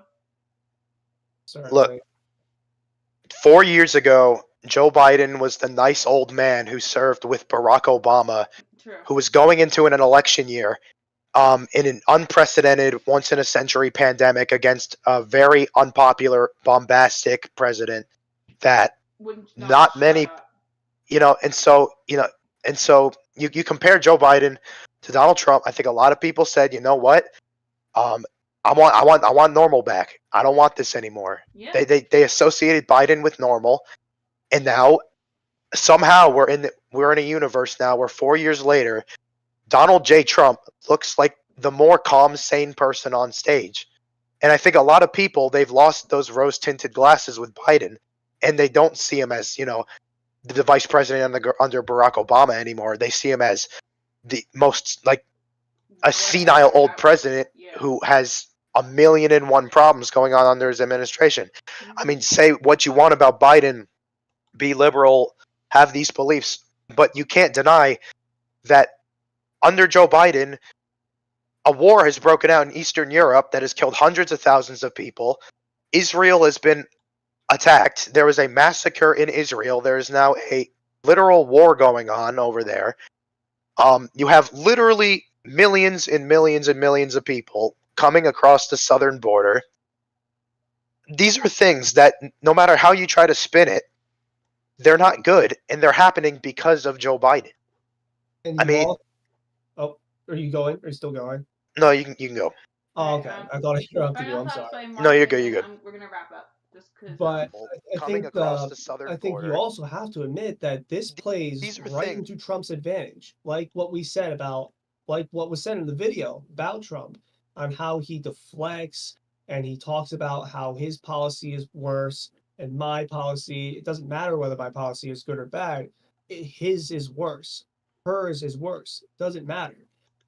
But I think that really plays into Trump's advantage. I think that really played into Trump's advantage tonight. Yes. Oh, yeah. Absolutely. So I guess my final thoughts are, I don't think Biden's going to get, like, taken off or anything. He's not going anywhere. But I do think there's now a lot more anxiety. And I now think Biden has to do a second debate. Because, I mean, don't forget, going into in 2012, the first Obama debate, everyone was like, Obama's done. This is the end of Obama. And then Obama came back in the second debate and did very well, and Trump did better in the second debate. But, and I will warn you, if Biden lets this define him, that's it. Biden has to. I've seen people try to be like, well, Biden's not doing it in the second debate. Yeah, he is. He has to. What else can he do? I think ultimately, if he doesn't, he's in a much worse position than he is if he does. Because the worst thing that happens is it confirms what people think. Sorry, I'm just looking. Trump's national handicap, which is self-reported, is 2.5. Biden's is 6.7. Bro. What does that mean? It's bad. It's very bad. It means Trump is better at golf, essentially. Oh, okay. That's all I really know. At least Trump's a good self-reported. My uncle actually met Donald Trump at the I don't know. It was at Donald Trump's golf course in Somerset County, New Jersey. Mm-hmm. Wow. Yeah. Just real quick, do you think this debate changed anyone's opinions? I think it made people more anxious. I don't know if it changed any I don't think it changed any general voters' opinion, but I do think it may have weakened overall support. I think there may be a select group of people who maybe I'm talking about like real big normies who are like tuned out, who maybe tuned in and said, I didn't realize that Biden was this bad. I'm just not going to vote this year. I don't think a bad Biden performance would make anyone vote for Trump. Exactly. I just think there's a lot of people who'd say, I can't bring myself to go to the voting booth for Biden anymore. Yeah. I can't he's especially a lot of people, there's a social contagion too, are saying, am I really going to vote for this senile old man? Am I really going to do that? Yeah, it's going to be like they're going to wake up the day after the election and be like, oh, the election was yesterday? I wonder who won. That's the type of people whose opinion will be changed. The people who would have probably maybe gone, they would have at least put a reminder in their phone to go vote after work. Now they're not going to bother putting that reminder in, and then they're going to be like, yeah, they're going to be like, no, screw it. Yeah, I remember, and then they forget, and they're like, huh, I guess the election was last week. Dang. I'll just say this, in 2020, I think there was a big social pressure against Donald Trump, where I think a lot of people felt, if they came out and say, I vote for Trump, they're going to get publicly destroyed. Mm-hmm. I think that, honestly, I think we've come to the place now where, for especially young people, if you say you support Joe Biden, you just look like a clown. Exactly. Because everyone knows he's senile. Exactly. And if you no one's gonna support. No one's coming out. No one's gonna come out and say I support Trump. Most people are gonna be like, well, Biden's the president, I guess. I mean, that's fine. But no one's gonna anyone saying I'm a Biden supporter. I mean, they're gonna get laughed at. Yeah, I know. I'll just say this: if the Democrats lose this election, which there's a very good chance they do, then this is one of the biggest. We thought Trump effed up in 2020, which he did. If Biden manages to throw this against Donald Trump, they could have brought in anyone else. Donald Trump. You brought in Donald Trump, who already most people have a generally leaning one way or another negative opinion of this man. If you are so bad that you look worse than Donald Trump, look, all it takes. Their best bet right now, they have to throw Joe Biden as far away from the limelight as they can, because this man he's gonna royally screw this up. Okay, and with that, we're gonna end end tonight's debate stream. Just as more people, of course, join, because every time I go to end the stream, people decide to join, and someone left. Thank you for leaving. They're the only two who make each other electable. Exactly. So this was a disaster. I part of why I want to end the stream is I want to see what the news reports are saying. I want to hear what other people are saying. Thank you all for joining, and thank you to Ben, Mark, and Danny for hosting the stream with me. Sorry we had some problems in the beginning, but we got it sorted out eventually. Remember to like, subscribe, and check out the two videos that are out now. The presidency of Donald Trump and the Obamacare battles, and coming out in July will be a video on Biden's presidency, the first 2 years. Oh yeah, boys. Stay tuned. More is coming. We were just told that we should have 1 million subscribers. We don't. Big ticket to the moon. Exactly, big ticket to the moon. The stocks only go up. So thank you, and have a great night, everyone. And peace out. Let's get big ticket.